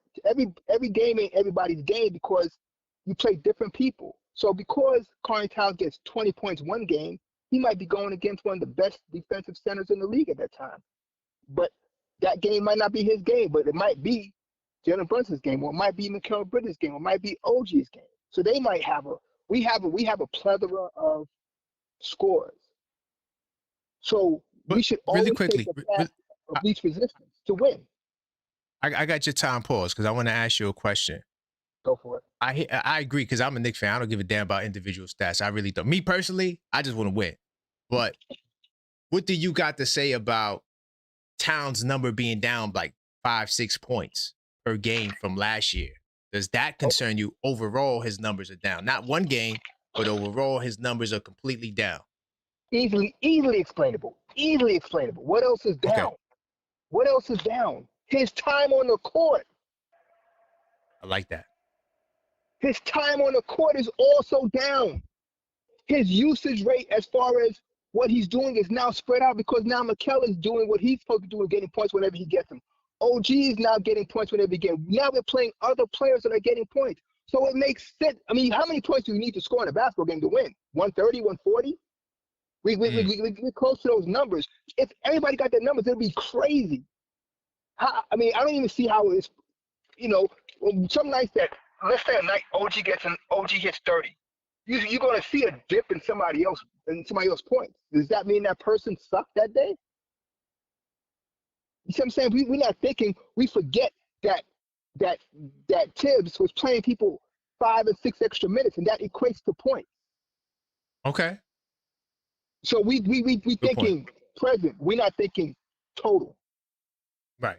So when you think total, and you think about a coach that only played his players the whole season, but didn't play everybody else, that's what happened. Facts, man. Listen, brother, great call and great response. I appreciate that. I'm with you too. problem. Like I don't care about individual stats. I want to win. So I don't care about that. But great point, man. I appreciate you, brother. All right, man. Take care. Big time. Big time. So that was my man, Marlon out of Maryland. I wrote it down good, so now I got it. I could keep notes of it.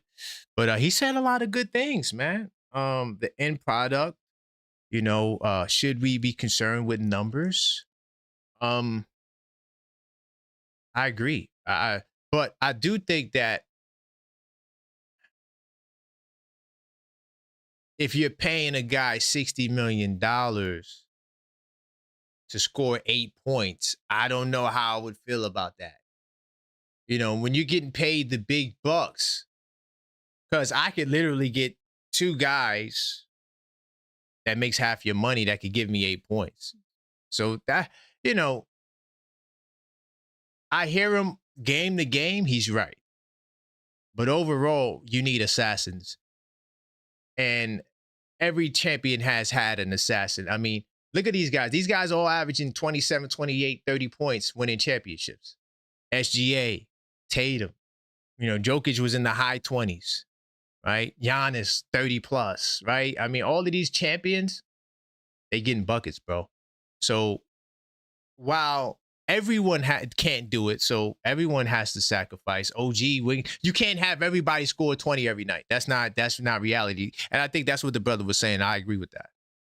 But at the same time, your best player, there is pressure on him to perform. Like Cade Cunningham, they need Cade Cunningham to perform. All right. Big time salute to my man Mellow Mike for the super chat. Just make sure I didn't miss any. I didn't. Okay. He says NYK worth 10 million. And Pistons 4 million. Okay. Billion. Yeah. Rank 26. Okay. Do you want to go there? We could go there. I mean, we know that Detroit's a small market. But yeah, if you want to go there with Detroit, yeah, they're a small market team. I'm not taking that away from them. They're a good team. But I just think that they'll get cooked in the postseason by the Knicks. And I'm gonna have a whole diatribe of information explaining that. All right. Once again, if you're calling back, Okay? You got to send in the call back.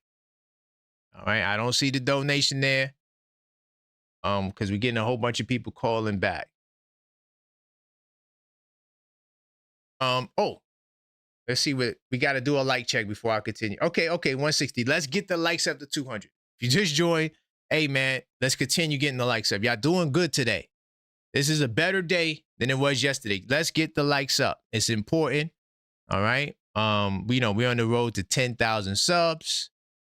And also, if you're not subscribed, you have to subscribe. All right. We hitting these goals, y'all. We hitting these marks because we noticed in the last 28 days that 58.8% of you guys are not subscribed. So it's very important that we do these things so we can tell the algorithm that this is one of the best shows on YouTube. Okay? Right. But I see you though, Mello. Big time. If you wanna go there, we could. I mean, I don't really like to do the big bank play, take a little bank. See, I'm talking basketball. Yeah. That's what I'm talking about. I'm gonna have a basketball conversation tonight. I am going to deconstruct the entire Detroit Pistons fan base to let them know that your team is good, but y'all still got a ways to go. Yes, you can be the regular season champions. Not to be confused with the in-season tournament champions, who just so happens to be the New York Knicks. It's a different award. We're trying to get to the championship. We don't give a damn about the regular season. You guys give a damn about the regular season. You know why? Because you hadn't done that in the playoffs in like 20 years, dawg. Will you get a win in the Palace? Possibly. But will you get a series win? I don't know. I don't know, Detroit. So when y'all come in that war room tonight, y'all better be prepared for battle. Because y'all know I got the stat. Salute to all the Knicks fans and some of you Detroit fans, because this is Detroit Fan TV. What's that one stat that the Knicks have that no other team in the Eastern Conference has? Why do you think that that's a powerful stat? I'll get into it tonight. I'm not going to spill the beans right now. But I said it before. The Knicks are the only team to do this thing. And once again, Detroit, I'm throwing you a bone. What is your record against top 10 teams in the league? What is the Knicks' record against top 10 teams in the league? By the way, to all my 82 nice people, I made a change in the club. I'm changing the way I'm keeping track of the efficiency stats. So I will be updating those weekly. And there's a reason why. So I could be more efficient. That's all. So we can get a more efficient analysis than the way I was doing it. So yeah, that change is going to be coming. So if you do have the 82 night series, this right here, bam. All right. By the way, we also got the playoff edition to this coming out. I should have the trailer done by tonight's show, but we're taking pre-orders. You can go to the link tree, okay? Linktree/TheObjectiveFan. That's where everything lives, by the way. Anything you want to get my contact info, super chat, you could do everything from the link tree. All right? And we are taking pre-orders for game night, the playoff edition. It's fire. Yeah, it's going to be big time. Big time. By the way, I did see big time salute to you, Travel Vibes. You asked what time we doing the show. I can definitely let you know. So tonight is going down. Detroit Pistons fans at 8:30. All right, this is the show. If y'all want to go, hit this video up, go in there, like it up. Let the algorithm know that you excited. In approximately 5 hours, I will be giving a beatdown to the entire Detroit Piston fan base. It's going to be one Knicks fan versus 20. And let me tell you something. That's not a fair fight, y'all. One Knicks fan versus 20 Pistons fans is not a fair fight. I'm going to beat them all up. They're going to have to get somebody from NBA TV to come see me. They're going to have to go get, who's from Detroit? Jalen Rose? They have to get one of them dudes. I'm dead serious. I'm like a surgeon with this stuff. When y'all see me dissect the Detroit Pistons the way I'm gonna do tonight, yo, it's not even gonna be fair, yo. So 20, they're gonna need 100. So salute to my man, hater number 7. Right? We got like 9 of them. Hater number 7, big time salute to you. You stepped up to the plate. And unfortunately, I'm gonna have to beat you down. That's just the unfortunate truth. All right. If you guys want to call up 646-995-8389, want to call back, you guys know what you have to do. I'm not really, man, yo, hold on, I'm wilding. Let me just change chats because when I see these Detroit Pistons fans in my chat, man, we're not blocking nobody. We're not blocking nobody, but yeah, I just don't need to see their message unless they send in a super chat. As far as the MSG stuff, that is a big deal. Now, you know what could happen? I don't want them to leave Madison Square Garden, but hey, now you might get a new arena. Do you think that we're due for a new arena? I don't think New Yorkers want a new arena with all the money they spend on the Garden. But usually that's what comes with things like this. When you finally get your own team and you finally get your own thing going on where it's like a singular focus. And they think that it can further increase the valuation and maybe it'll get some more investors to want to come in. Because maybe I don't want to take on hockey. Maybe I just want to focus on basketball or vice versa. Maybe I just want hockey. I don't want the NBA business. So yeah, I'm not Jack in Detroit, man. Detroit, all I want to know is what's the record against top 10 teams. Because remember, that was a big deal last year. Y'all remember last year we were 0-10 against the top 3 teams? Y'all remember that? No more of that. No more of that. So I don't even need to go there, Mellow Mike. Big time salute. Mellow Mike with another super chat. He says, NYK 37 Hall of Fame. Ooh. Yeah, we got to go there. Hold up. Let me write that down, Mellow Mike. You just added to my list that's not even on my list. Now, since we keeping it basketball, I'll take that. I'll start with that. I'll start with that fact. Detroit, do you see that, Detroit? Look at that super chat for Mellow Mike. NYK, 37 Hall of Famers versus Detroit, 10. Proud to be a Knicks fan. We lit. By the way, with all these championships and playoffs Detroit got, how does y'all alumni night look? Where's your alumni at? Do you got guys that were with the Pistons 1 or 2 years coming back like they were there for 10? Until you do something like that, y'all got to step y'all weight up, Detroit. Y'all not about that life. Yeah, y'all not about that life. We going there tonight. And I'm only talking basketball. See, I don't know what other channels y'all listen to. I don't really care what other channels y'all listen to.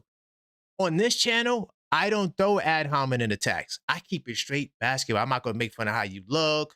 I'm not going to talk about your mother. I'm not going to talk about the city of Detroit. I don't need to do none of that. I am going to talk about basketball. If you rock out with basketball talk, then smash that subscribe button. Continue to smash that like button because that's all I deal with. I don't give a damn about off the floor stuff and this person got this drama and this person doesn't do this. I don't give a damn about none of that. I talk basketball. I love basketball. That's why I do what I do. God damn it, I don't care about the other stuff. How much you guys want to bet Detroit, they're going to go to ad hominem attacks tonight because they cannot deal with me. I'm telling you, they can't.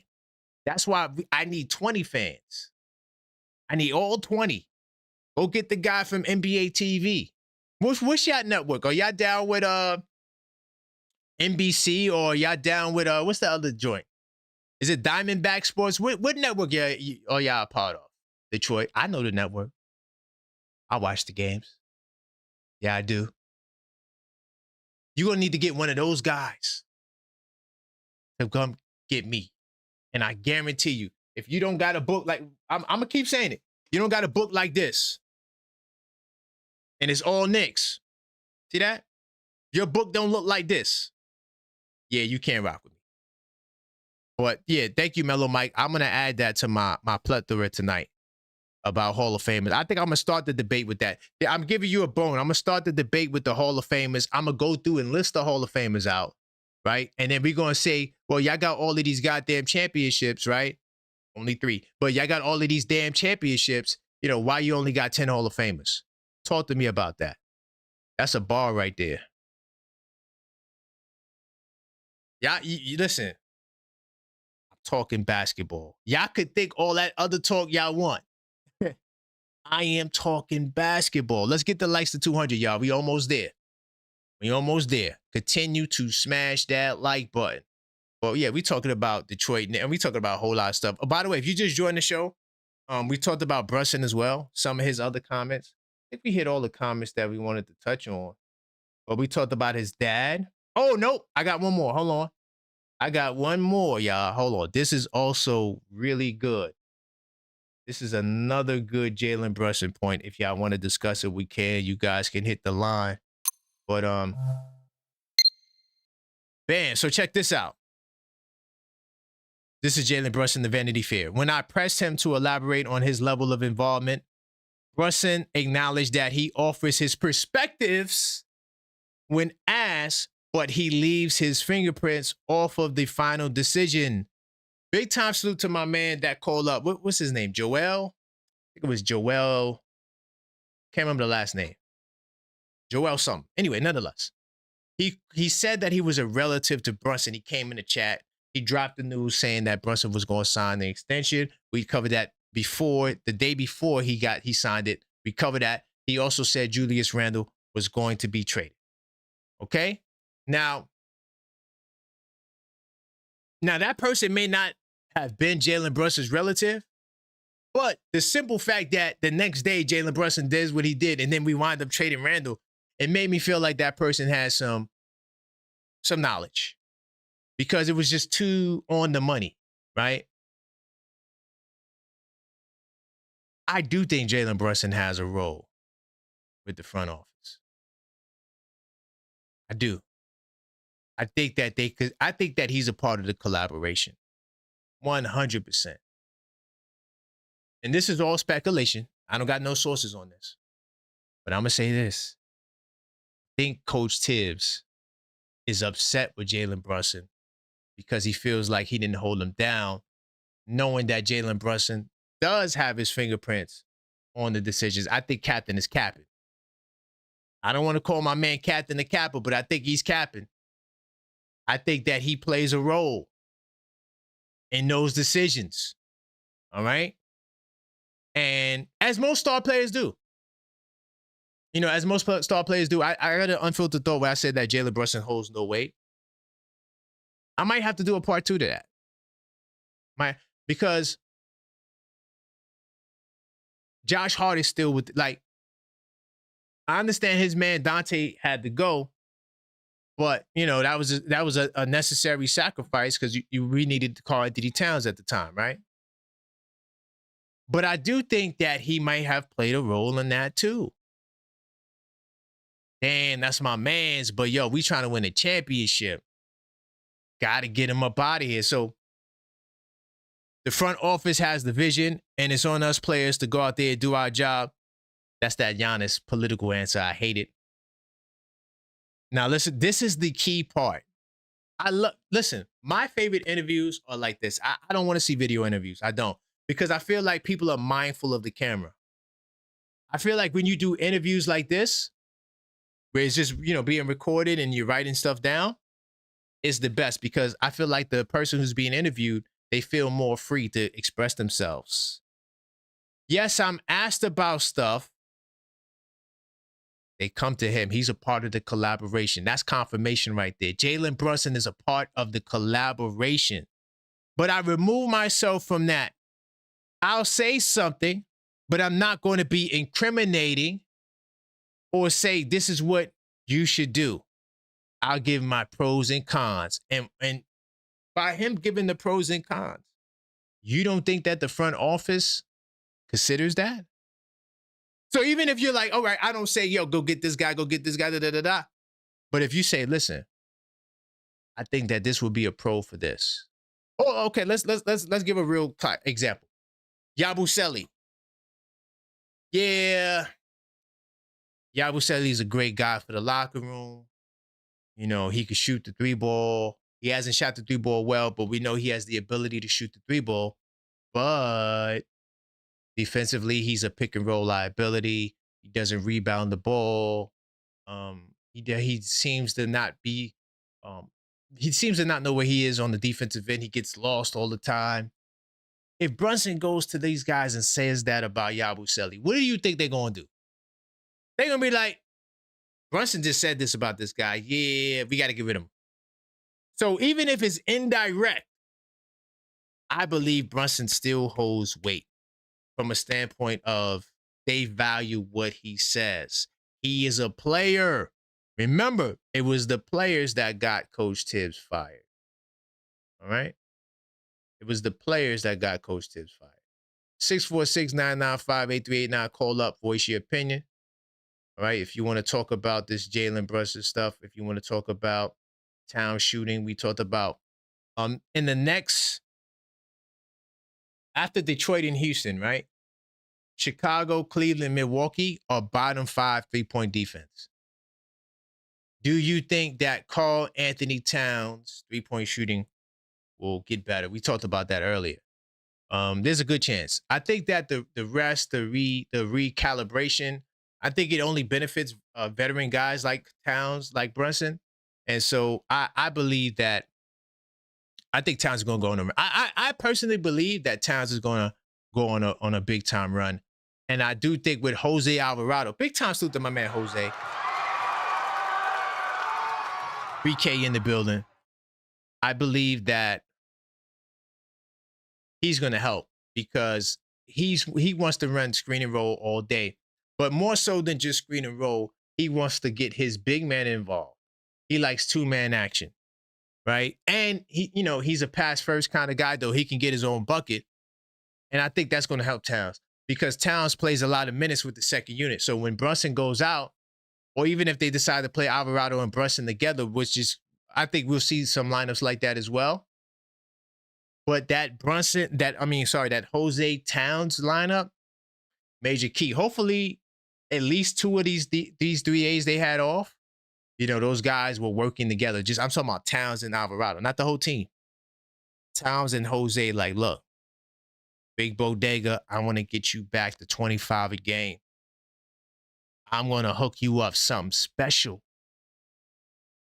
Oh, also, yeah, to respond to some of your comments on the calls as well. Because I forgot I didn't get a chance to respond to a lot of what you said because the calls were coming. When you call in, I write down what you say. If there's something that I feel that you said that was important. One of the callers called up and said that we don't need our 7-footers shooting threes. I hear you, brother. I'm going to give you a slight pushback. Because technically you're not wrong, from a traditional sense of what centers are supposed to be. And also, to give you even more credit on your side, Towns has a lot of smaller guys on him. You should be taking those guys to the basket, 100,000%. So from that standpoint, I'm riding with him. But when you're the best shooting big man in history, and you're not shooting well, and that's out of characteristic, after you're dealing with an injury, like they keep talking about this finger, I don't know about that. I haven't heard him ever say anything about it. So I don't. If he's not going to make it a deal, nor have I seen any injury report with Towns on there before a finger, so I don't give a damn about it. Okay, I don't care. It does impact your shooting because I had a finger injury. Salute to the people that watch to the channel members that watch me hoop. I got this series called The Objective Fan Hoops. I get out there hoop for like a whole month and a half. My thumb was messed up, completely threw everything off. But I played, so I don't give a damn about no goddamn excuse.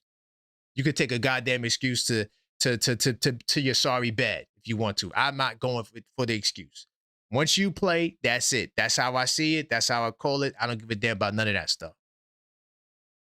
But maybe it is impacting them. Maybe it gets better. I don't know. All I know is this. If I'm the coach of Towns and he's the best shooting in history, then I got to figure out where to put him on the floor so he can be the most effective. Maybe that's what they're going to be working on. Maybe that's what's been discussed. I don't know in terms of what they talk about on the inside. I just go by the reports. That's all I do. That's why I'm the level-headed Knicks talk guy. I go by the reports. I deal with what's reported. Now, you don't have to believe what's in the report. That's up to you. Or if you find another report to counter that report, then that's great. But without the report, we're just speculating. We don't know what the hell is going on. Like, we talk about Jalen Brunson's father, right? And what his impact is. But Jalen Brunson said something about it. I'm going to that. We could all speculate. That's fine. We do that all day, every day. But let's not make our speculation facts. Because speculation is not necessarily facts, no. Most of the time, it's just our opinion, which can be wrong. Especially when it's not an informed opinion and you're just sitting there critiquing certain elements. But, yo, call up. Keep the calls coming. 646. If you don't know the number, let me get it back on the screen. The number is also in the description of the video. 646-995-8389. Call up. Voice your opinion. There's no longer the wake-up call. I guess we could call this like the brunch call because this started out as a breakfast show, y'all. But, you know, they couldn't get a vampire up in the morning time, so we had to push it back. But this is also a good time as well for us and the audience, even though you guys are at work. And if you can't call in, the donation option is available. I will respond to your messages if that's what you want to do. I'm just giving you other alternatives. Tonight, don't let these Pistons fans take over your show. Because that dude number 2 said, yo, he wants to dominate the phone lines. Detroit, feel free to call up. It is what it is. You're going to need 100. You're going to have to get 100 callers, and y'all still going for it short. Because none of your callers got this. I'm going to keep going back to this. None of your callers have this. All right? Another thing, too. Somebody earlier said this. What do y'all think about that? You know what I'm going to do? When I write down the notes, I'm going to try to keep track of who said it. But sometimes, you know, when you're taking notes, you don't think about stuff like that. And I'm going to try to make it where I write down who said what. Someone said that we should consider trading Brunson to get picks.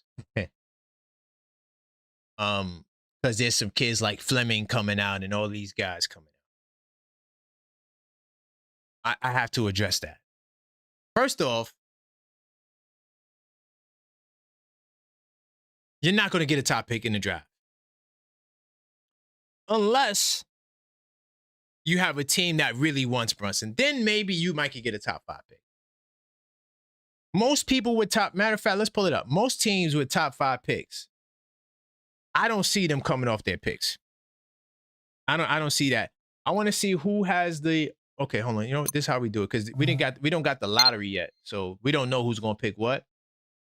But we could just have fun with it by looking at the bottom 5 teams in the league and then seeing if you think that they would trade for Jalen Brunson. Could we do that? So you got the Sacramento Kings, who I don't think I'm not 100 on Sacramento owning a pick. I'm not 100 on that. But just for the example, let's say they all do. Let's say the bottom 5 teams all own their picks. In fact, the other four definitely own their pick. I'm just not 100 on Sacramento. Now, the Wizards, their pick is top 8 protected. So if it falls within the bottom 5 or the top 5, the Wizards will get their pick back. So all of these teams right now, they have their pick. No, Indiana is the same thing. Indiana needs to be in the top 4, but I'm just not sure about Sacramento. But just for the example's sake, let's keep it going. So let's say Sacramento, they could get a number 1 pick. Do you think that they want Jalen Brunson? Would the Sacramento Kings say, I'm not trying to, rebuild? And conveniently, all of these guys, NBA, You got to do something. These guys are tanking deliberately. They got guys getting surgery. The point is, I do got a call, but the point I was trying to say was that these guys here, they don't want Jalen Brunson. But what's going on? Call us, state your name and where you're calling from. Can you hear me? Uh-oh, they hung up. Uh-oh, we lost the caller. Don't tell me you got shy. Call back. Call back. 646-995-8389.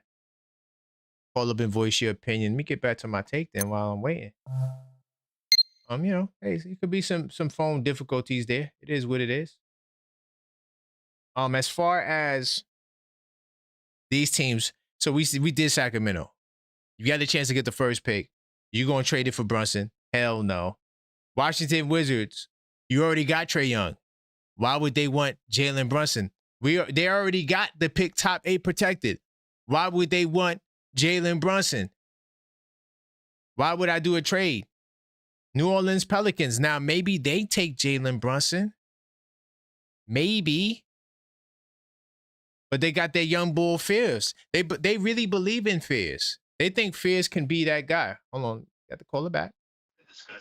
Hello, caller? Can you hear me? Yeah, I can hear you. Hey, how's it going, man? State your name. Where you calling from? Larry P. from Charlotte, North Carolina.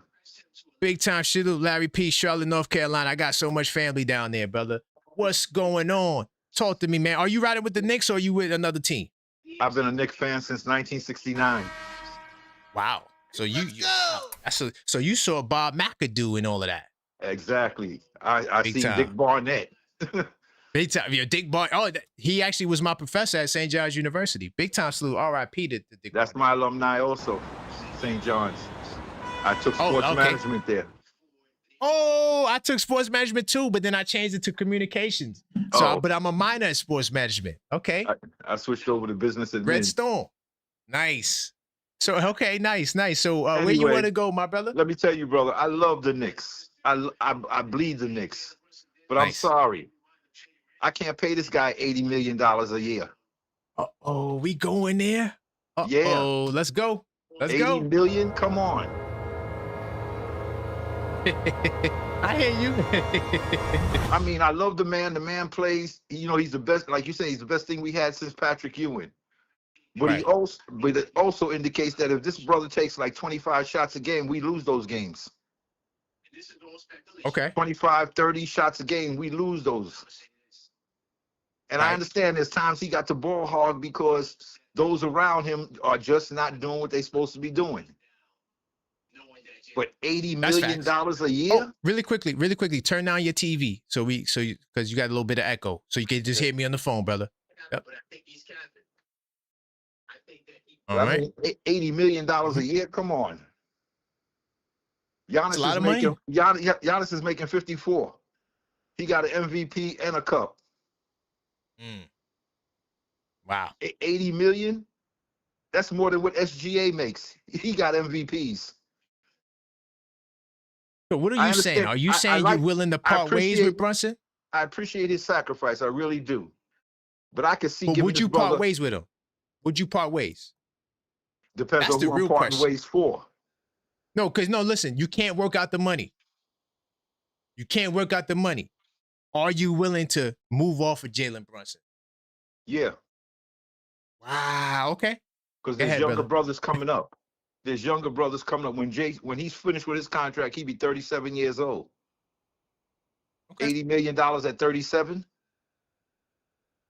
You got a lot of young bucks coming up now. I'm not taking nothing away from the brother's game. The brother has I'm not going to say he's a superstar, but he's a star in this league. That's respectful. Yeah, that's a good way of looking at it. He is a star, but he's not a superstar. Right. So, you know, 100%. I would even go as high as I'd give him $300 million for 5 years. $60 million a year. Oh, so you're willing to compromise? Okay, and see, at least you're willing to compromise because some people don't even want to compromise. See, No, now we owe him that. We owe him that much. I Got you. mean, That's he good. took a hit, and I agree with the brother when he said he took a hit for Villanova. He take no hit for us. He took the hit for his buddies. Copy. He wanted those other three here with him. Okay. I ain't mad at it, man. Yo, honestly, it's Now, hard to argue the call. that thing about his daddy being on the bench, I can see that causing problems with the other teammates in the locker room. Okay. Because he has an inside scoop as to what the coaches are discussing in regards to them. That's a fact. But look, brother, I appreciate you. I got your number locked in. Great call. Red Storm alumni. Was it Red Storm when you was there? Yeah, what they call Red Storm then? I don't know. I feel like it wasn't. I feel like that's a new name, they were but called I don't Redmen. know. They were called Redmen. Redmen. Bingo. So big time salute, man. St. John's in the building, man. I appreciate the call. I got your name, number locked in, and I'm gonna save it as St. John's. Okay, brother. All right. Big time salute. Take care. I appreciate you.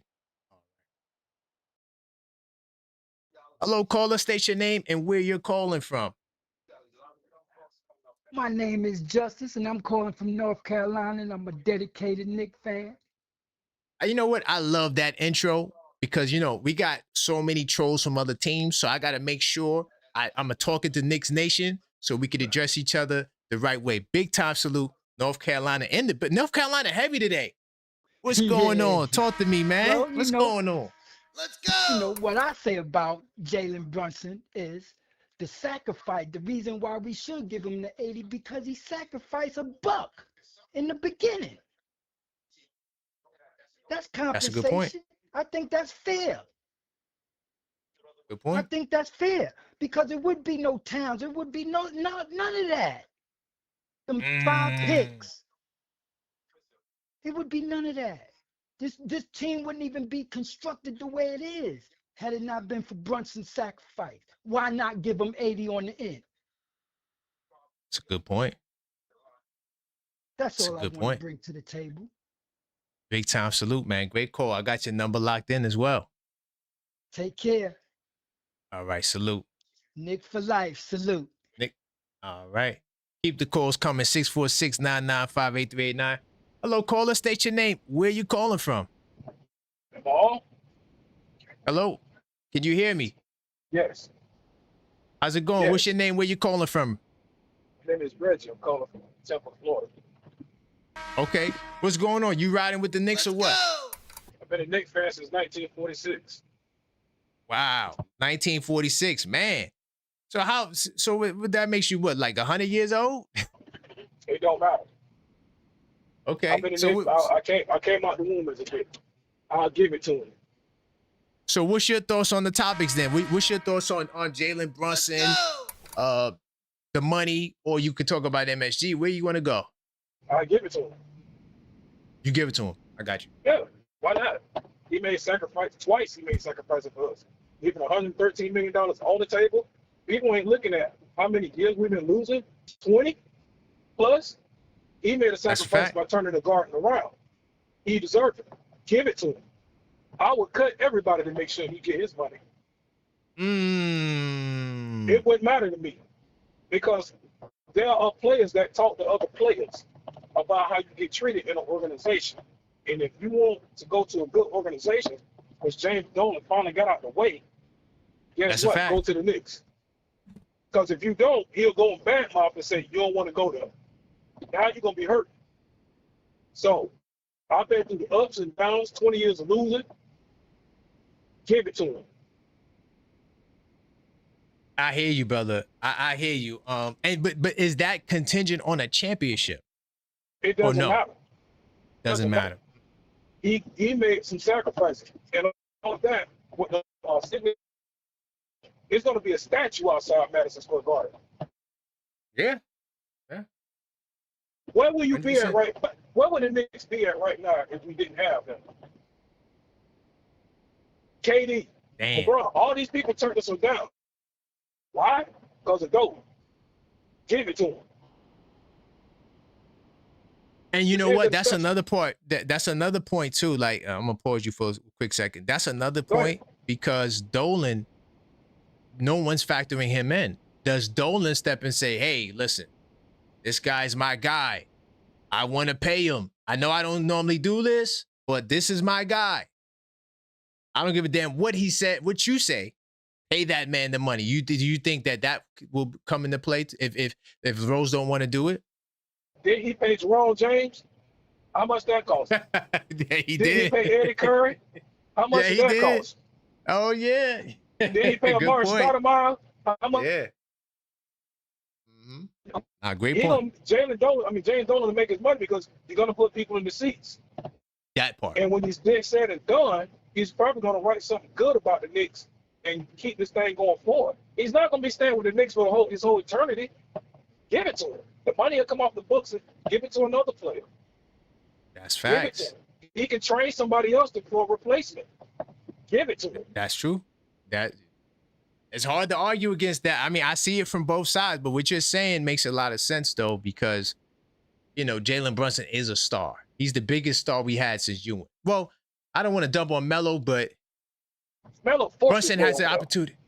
Huh? He said? Melo forced his way over there. He did. Because He definitely did. They was going to get Chris Paul, and Melo would have never asked for that trade because they was going to use that package to go after Chris Paul and get Carmelo Anthony as a free agent. But he couldn't wait. And Dolan got involved when they said, do not trade for him. Johnny Walsh told him that, and he went behind his back and did it. Anyways, and what did it do? It strapped the team, couldn't move forward. Listen, man, great call. Big time salute. North Carolina in the building. Hey, I've been a Knicks fan since 1946. All my jerseys Big come time. with me in my coffins. Big time. I appreciate it. Yeah. Sure. All right. Big time. Knicks fans from all over. That was Florida. Really quickly, before I get back to the calls, let me get into this super chat. Big time salute to my man AP. If they jerk Brunson out of his money after what he did for them, they will never get anyone again. I believe this will be the national thing in the NBA. You know what? And that honestly holds weight because Shaq said he didn't like New York for what they did to Ewing. So that factor could play into part. It could be something where other players are going to be like, damn, y'all going to treat the man who sacrificed all. Because listen, I'm going to tell y'all this right now. And AP, you got a point. No one else in history is going to sacrifice with this man. No one else that you will get in Knicks history will sacrifice the way Brunson did. And to be fair, y'all, we were found guilty of some sort of tampering. We were. They fined us. The way you got this man wasn't 100% above board. You'll never get a player like this again. Are you forgetting what this man sacrificed for this team? Another thing, too, I know my man JJ last night, big time salute to JJ, he said that he don't think Brunson will hold up because of the physicality. But I'm going to say this. I think that Brunson can hold up.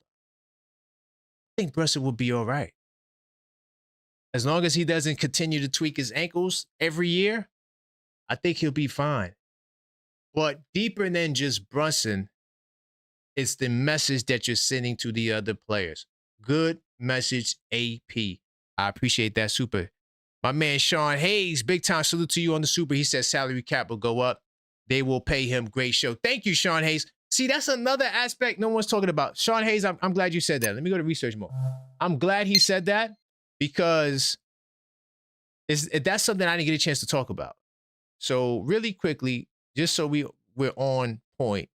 By the way, these numbers are all projected, right? So no one knows what the number is going to actually be. Sometimes it could be within like a 5% swing as to where they think the money's going to be. So this is all tentative. Don't look at it like it's the holy gospel and it's going to be 100% correct. No, it's just an estimate just to see where the money is projected to be, okay? So we could have fun with it. So we're going to do 28, 29. That's the year we're going to look at. Let's see if they got a projection for it. And what I want to check out is in 28, 29, what the salary cap is projected to be.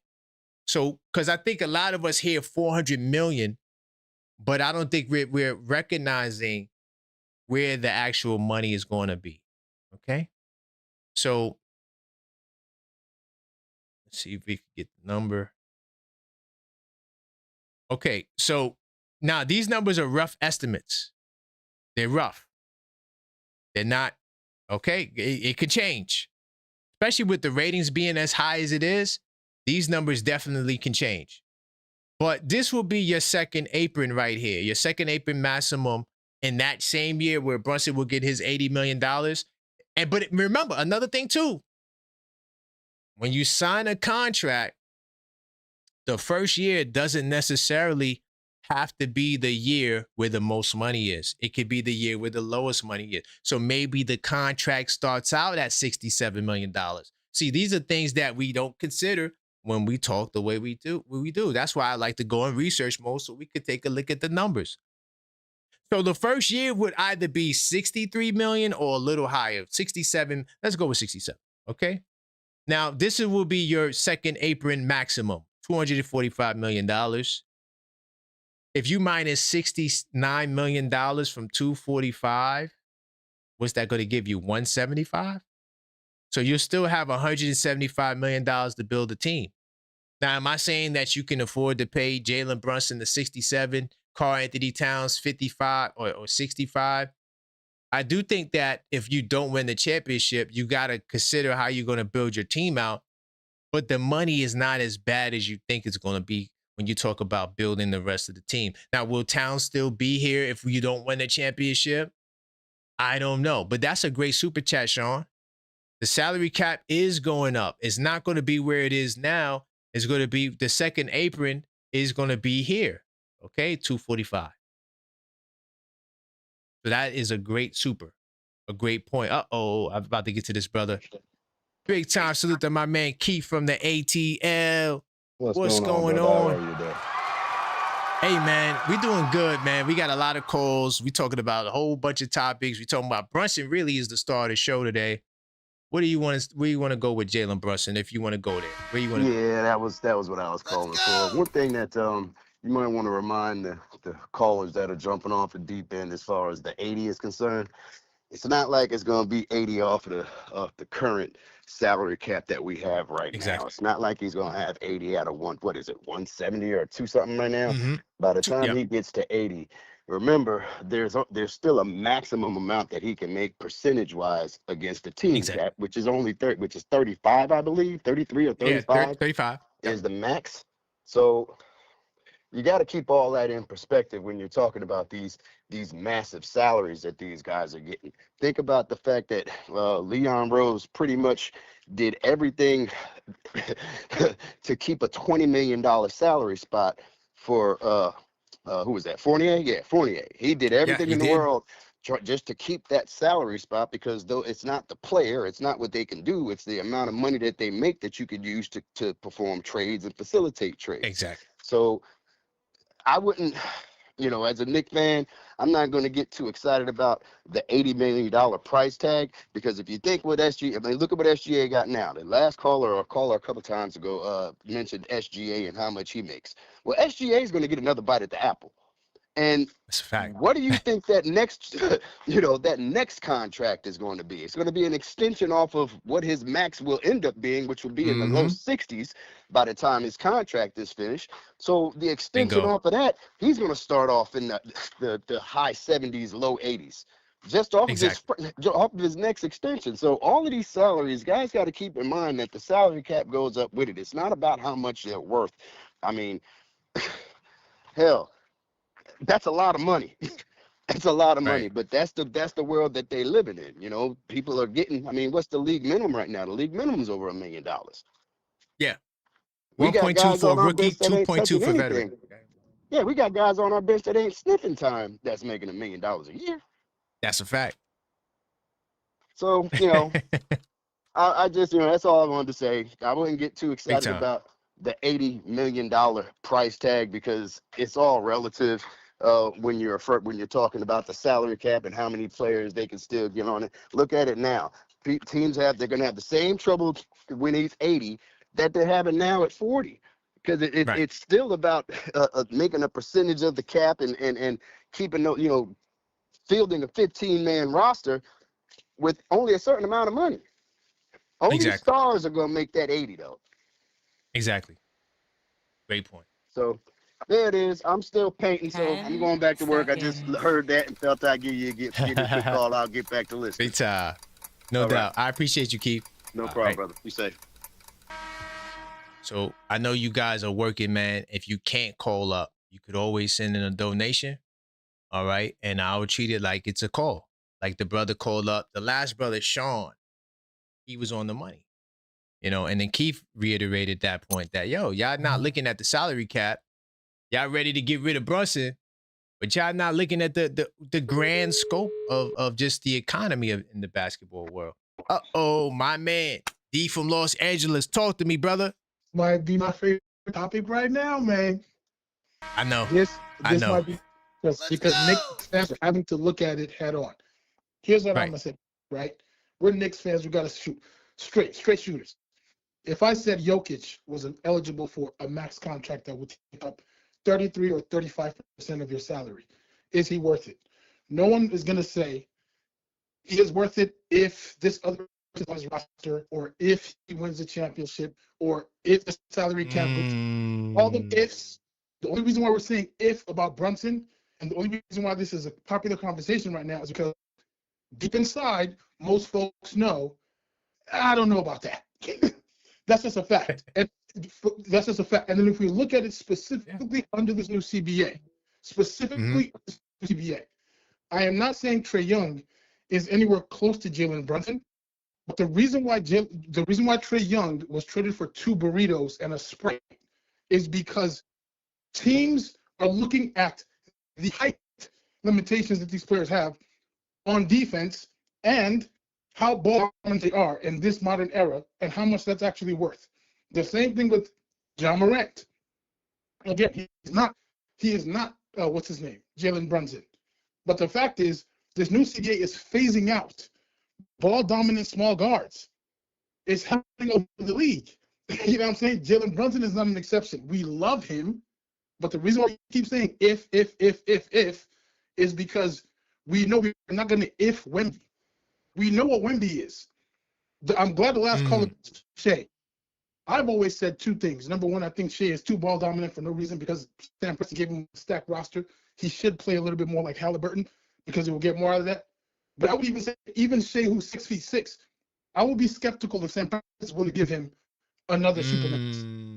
This is not just about Brunson. It's about the league. The league is changing. I think you're going to see. I think somebody mentioned, I think it was DeMarcus Cousins. He said there's no more middle. You're either going to be extremely poor or extremely maxed out. Now, I disagree that there's no more middle, but a lot of superstars that you think deserve a max are going to be that middle. People like Brunson. You know what I'm saying? I don't think Knicks fans actually want Jalen Brunson making $80 million. I don't think folks understand this new CBA. It's not a game.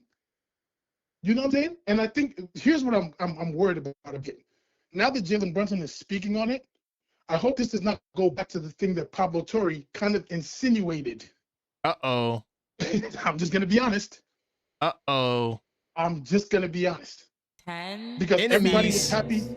I'm just gonna be honest. Folks are like, yeah, took a pay cut. And somebody mentioned it yesterday, those under the table things. Listen, Jalen Brunson, if you want to do the Knicks a favor, don't let that come up uncovered. Right. Please. Keep it there though. Big time. I appreciate it. No doubt. Interesting call. You know, he called last night too. What do you think about that? You know, to me, he's right on the if part. And yeah, you could call me out on that. Yo, but you keep saying if this, are you gonna pay Brunson the money? Damn, y'all. You know, if I'm gonna be the objective fan, or forget the objective fan, if I'm gonna be the guy who got upset, if I'm gonna be the guy who got upset when they traded Ewing, then I have to be consistent. So I would have to say, pay that man.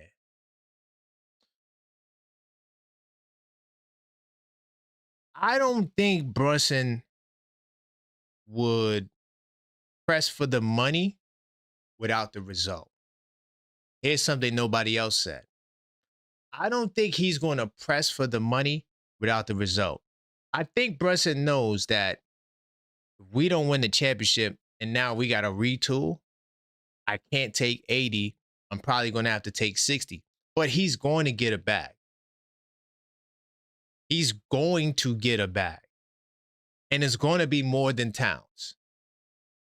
And I think that they're going to have to make him the highest paid player on the team, unless they're going to convince him that, hey, we're going to get Giannis, for example, who probably deserves more money based on the stature. But besides that,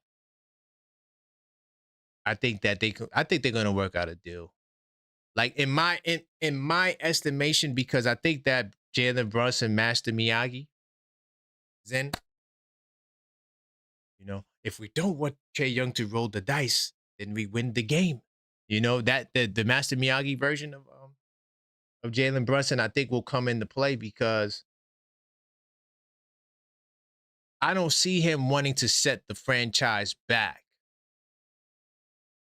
But I also, depending on, and I know he's going to say, oh, once again, if you win the championship, I don't think it sets the franchise back. I think it sets it up, because now the next players who come to New York could know that if I perform, I'm going to get that $80-something million. Now, as far as his point about phasing out smaller guys out the league, it's hard to argue against that, but some guys are just incredible. I think Brunson is him, and we got to treat Brunson like he is him. But he doesn't think that guards 6'6" and under should get that bag or should be that ball dominant. That's his fair opinion. I think that nobody can stop Brunson. I think Brunson can only stop himself. And sometimes do we have to get the other guys involved and could be a point guard first? Yeah, of course. No one's saying that Brunson has to take 100,000 shots. Oh, and to the person who said that, oh yeah, Brunson takes, since we're on shots, oh, if we take 25 shots, we have a bad losing record. That's across the board. It's not a Jalen Brunson stat. All of the star players lose more when they take more shots, period. It's fair. We looked at SGA. We looked at Luka. Brunson had, what? With 21 losses, Brunson had 13. Luka had 10. They all lose. But Brunson's also played more games than Luka as well. But besides the point is this. Nonetheless, I think Brunson gets paid. Is it going to be $80 million? That's where I'm at. I don't know. But I do think if it's an $80 million championship result, he's going to get it. If it's you get bumped in the second round, come back conference finals, don't get over the hump, that might be 60. Also, to Yuri said this earlier. He said that, oh yeah, these guys are friends. There's no such thing as friends and loyalty in the business of basketball. That sounds cute. It's great. But Leon Rose is going to always do what's right for business. Now, doing what's right for business is going to be also doing what's right for Jalen Brunson. But I don't want to make it seem as though there isn't a world where he gets the 80K. And there can also be a world where he doesn't get the 80K. I do think the team's success, Brunson getting first team, because if Brunson adds first team to his resume, you might have to pay him 80K just on that, because he'll be the first player in his prime since Ewing to do that. Melo didn't do that. Amari didn't do that. Marbury didn't do that. None of those guys did it. So if he does that, if he gets the first team status, he's already top 3 in jersey sales. He's a star. I would say borderline superstar. Only us now, when we want to talk about limitations, mention Jalen Brunson. Nobody talks about Jalen Brunson's height anymore. He's one of them ones. So I do think that the New York has to do right by him. And it doesn't necessarily have to be the $80 million. But 646-995-8389, call up. Get your calls on if you would like to share. And, let us know how you feel. Let's see where we are. Let's do a likes check. It's been a while. Okay, we had 231. Let's get to 250 likes, y'all. If you just watching the stream and you just joined, okay, this is the Blue and Orange Brunch Show. We do this every morning, okay? We're here, or every afternoon, the Blue and Orange Brunch Show, okay? All you got to do is get the likes up. We're on the road to 10,000 subscribers. We noticed in the last 28 days that 58% of you, 58.8% of you guys are not subscribed, okay? And 41% of you guys are. So we need to close the gap. Help us do that by subscribing to the channel, all right? And another thing, we're on the road to 10K. Our next milestone is 5K. Once we hit this milestone, we will give away a Jalen Brunson trading card from his rookie season just for being a subscriber. You don't got to do nothing else. You don't got to give me your number. You don't got to give me your email. You don't got to give me none of that stuff. All you got to do is subscribe. So help out the channel, help out the algorithm by subscribing and liking. Once again, if you want to call back, because a lot of people are trying to call back, I don't see no callbacks. So you could donate $5 via Cash App. You can hit the link tree and select the callback option there. I don't see anybody sending no callbacks. So if you don't send in the callback, you can't call back. You know, it's that simple. Now, if you get somebody to donate a callback for you, you can do that as well. Or if you're somebody and you like what somebody said, you can donate a callback. So please do not call back if you're not purchasing a callback option. All right? Just so we know the rules. And all of the rules, I know it's scrolling fast, but I'm going to make this the standard for all the videos we do where you have the scrolling box here. It's going to have the pertinent information. It's a little too fast. I don't like how fast it is, but it has all the information on the show. It tells you everything, okay? Call up, rules, first call, 3 minutes. You see that? Want more time? Use the $5 callback option. All right? Just okay so you guys know. I'm here. I'm prepared to rock out, man. 646-995-8389. We talked about Brunson. Let me see if there's any other quotes he said. I feel like the Vanity interview, they did a great job getting him to talk and express himself in a way that I don't think that he would have expressed himself if he was on camera. Because when you see this camera right here, people react differently to it. That's why some people don't even like to get on camera. So, me, I love to be on camera. I love to be on camera. Maxine, are we good? Oh, damn, we good, Maxine, on the back end? Big time salute to Maxine. She is the super producer of this show. Like I said, if you want to reach out to us, you can. All the information is in the link tree. All right, linktree/TheObjectiveFan. I do got another call. Hey, caller, state your name and where you are calling from. Yo, this is G's from Brooklyn. G's from Brooklyn. What's good, man? BK in the house, man. Talk to me. Where you want to go? You want to talk about Brunson? Yeah, man, Brunson. I think that he gets paid no matter what off the simple fact that they saw that Dallas didn't pay him and they made a big mistake and let him go. So he's going to get paid regardless. Good point. Good point. But yo, Good I like point. the show, man. I like the show. Stay up. Appreciate you taking the call. Big time, G's. I appreciate you. No doubt. All right. Hello, caller. State your name. Where you calling from? How you doing, my brother? I'm calling from Clearwater, Florida. Uh-oh, okay. Clearwater, Florida. Are you a Knicks fan? Oh, absolutely. A 50-year Knicks fan, brother.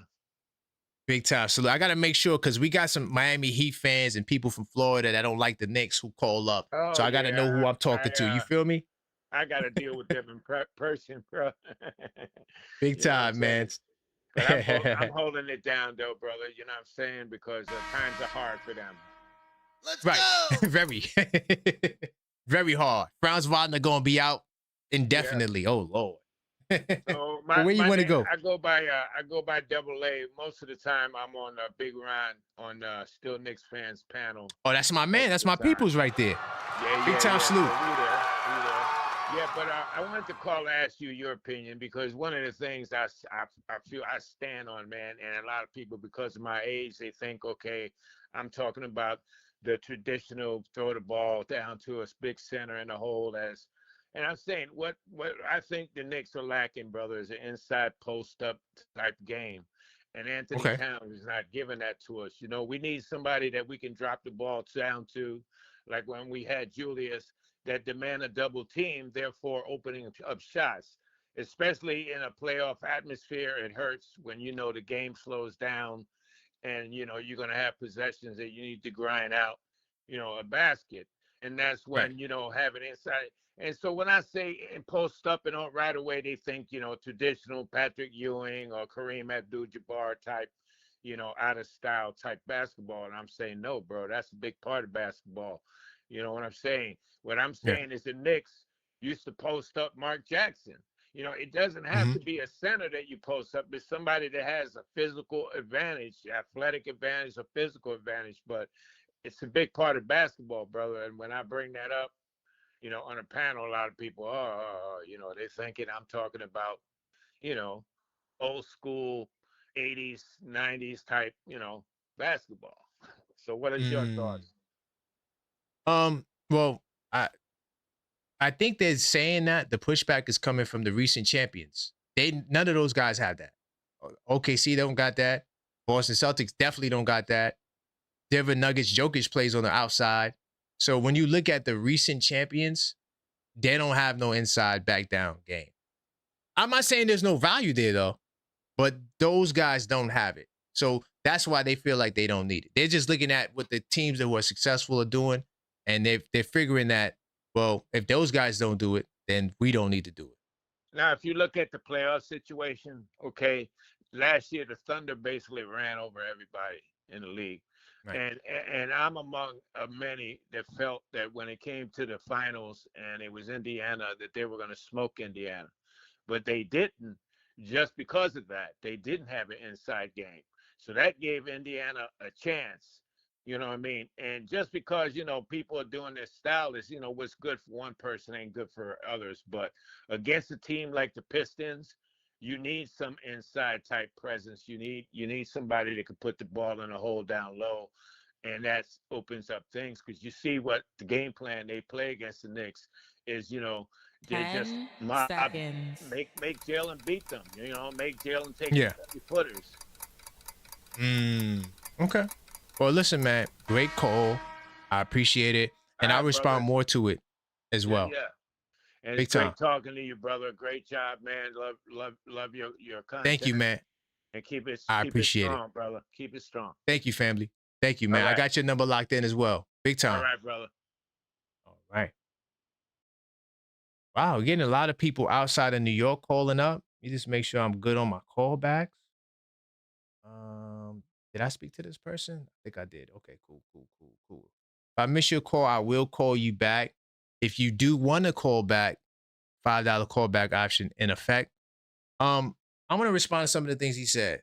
He's not right. He's not wrong in principle. I do think it'll be better to have a diverse attack.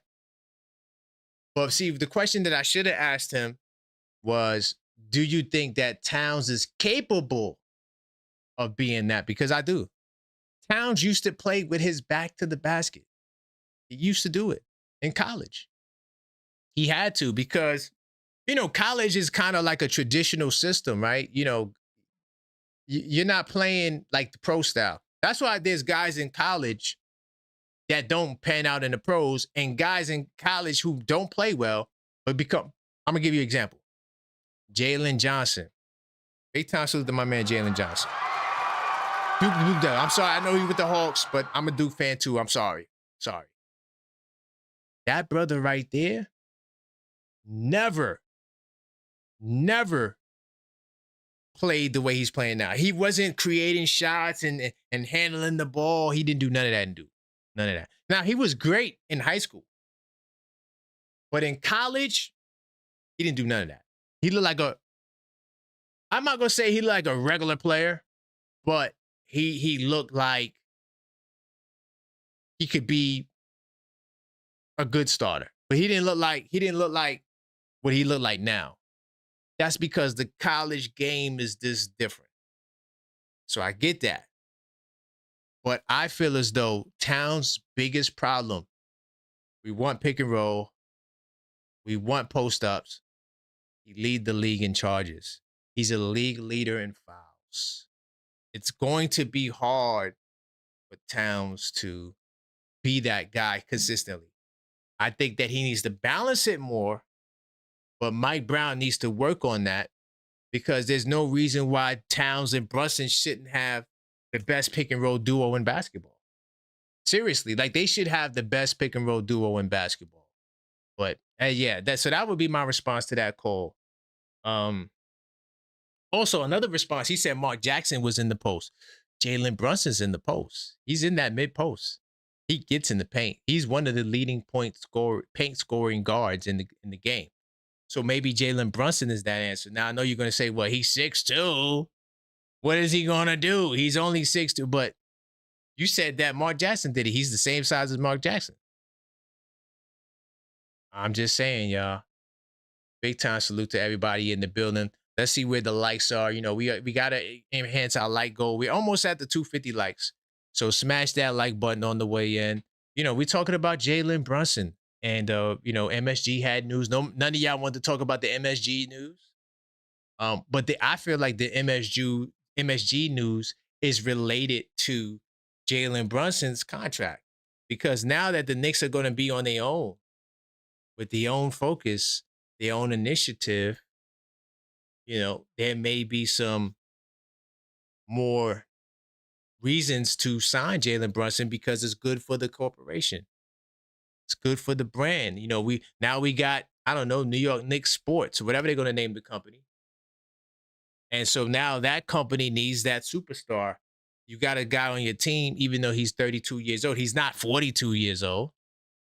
Don't you see we got guys playing later and later in their career now? Jalen Brunson could go for another 10 years and be effective. I'm not saying he's going to be a superstar when he gets 38. Not saying that. But I do think that he can be effective. Let me get this call on the line. Hello, caller. State your name. Where you calling from? I'm calling from New Jersey.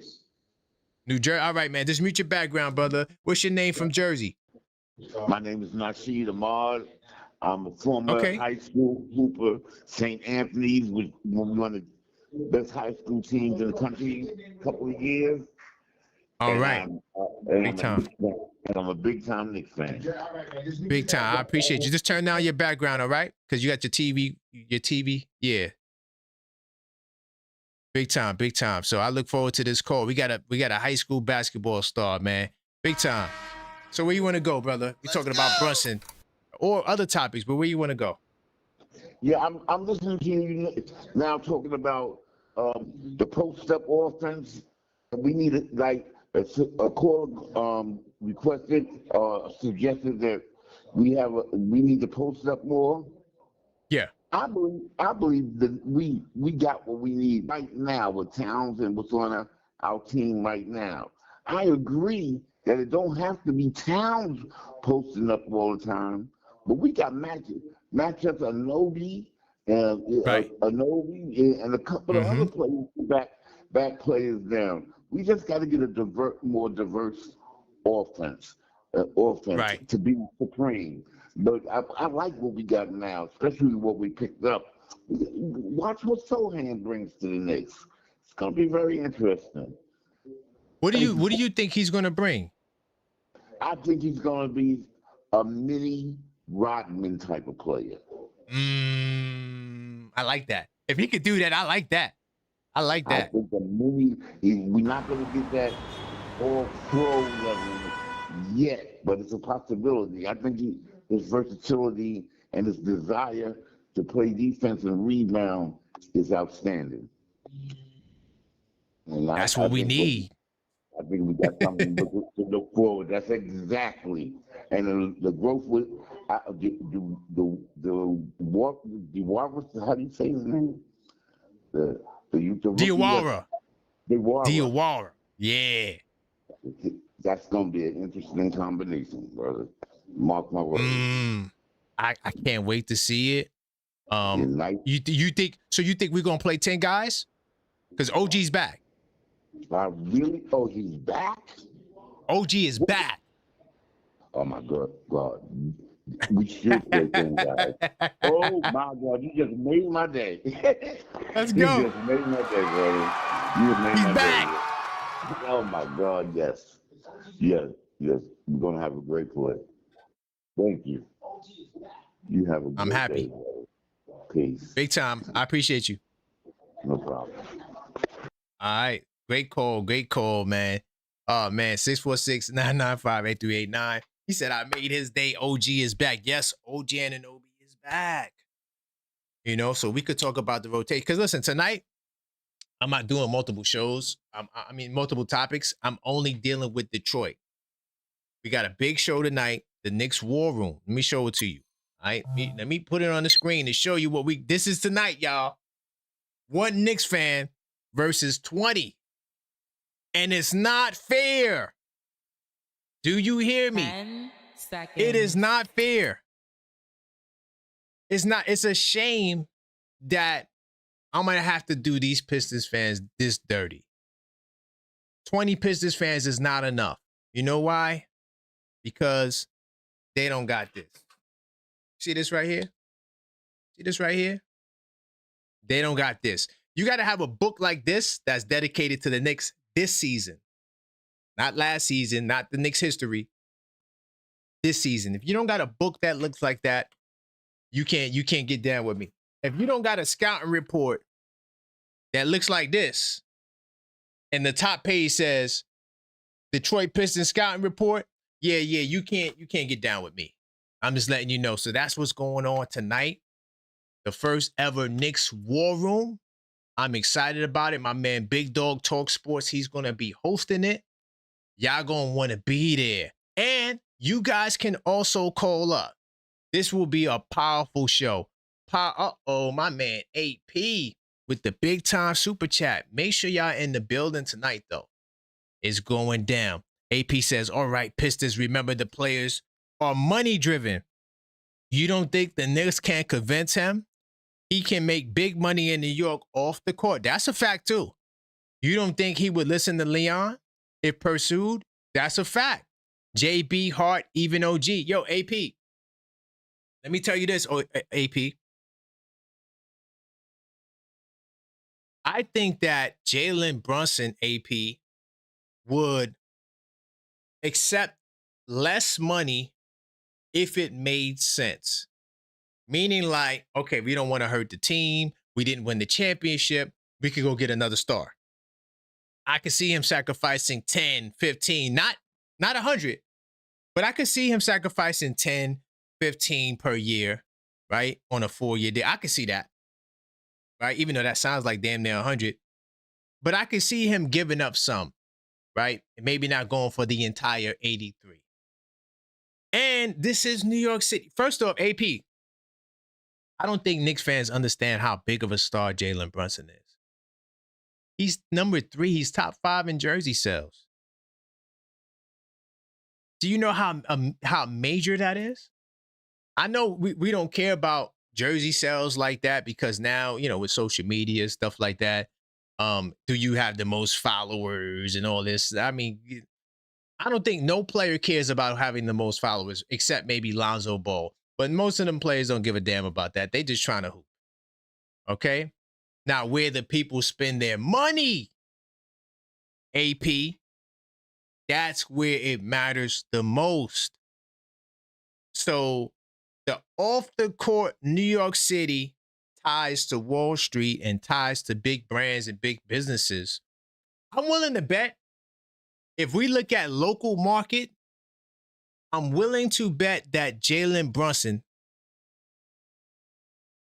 probably makes the most money based on local like sponsorships. If you look at everyone else locally and around the league, what they do, not overall, I'm not talking about, you know, Nike and all that big money. I'm not talking about that.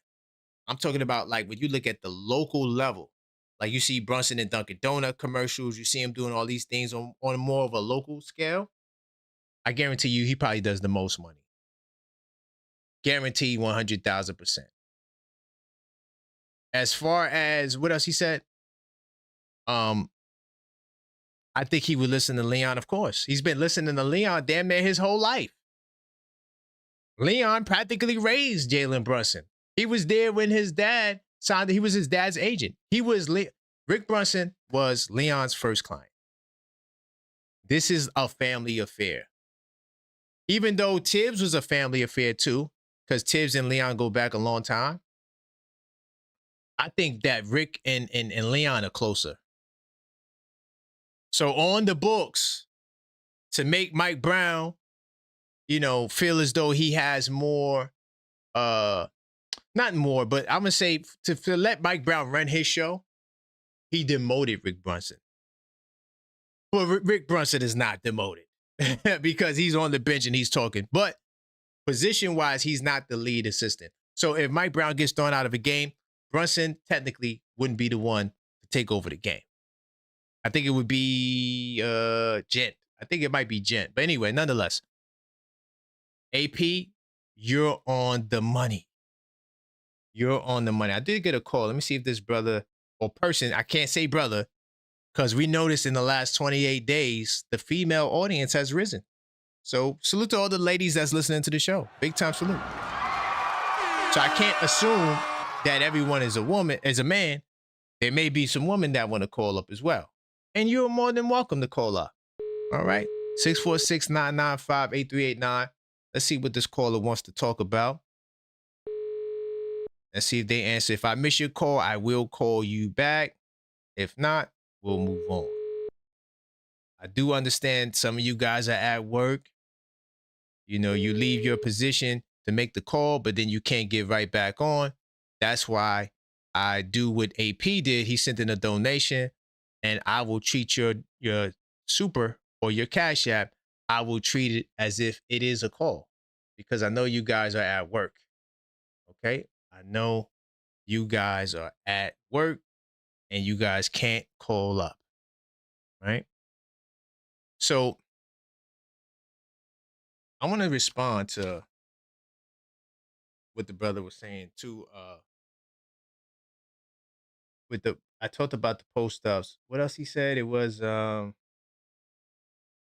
last brother who called, who we spoke to, the very last brother said that he kind of agreed where I was going with the whole towns posting up thing. I don't think you need a center with their back to it's too slow. Like they're trying to, today's NBA is about fast, efficient buckets. Standing there, dribbling. That's not how they want the energy to go on offense. They want the energy to go from paint spray or around the perimeter or hit somebody cutting to the basket. Old school principles, right? But they're looking for easy three-point shots and easy buckets. They're not trying to. No. Now, I understand he said he's not talking about Kareem Abdul-Jabbar and those guys, but you kind of are. No team, when you look at the top teams, you could look at San Antonio. They don't play like that. Wemby gets alley hoops and lobs. They run pick and roll to get Wemby on the backside and get dunks. Wemby ain't doing this. In fact, Wemby should never do this. Because when Wemby does this and dribble, he's making himself shorter. Because Wemby likes to bend down when he dribbles.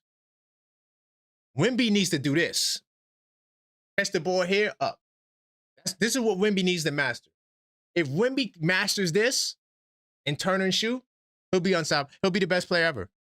We'll never see nothing like it. Because there literally won't be nothing you can do to stop it. Like, you literally have to put two guys on him throughout the game. Like, you could never not have two guys on him. And try to deflect or prevent someone from passing them the ball.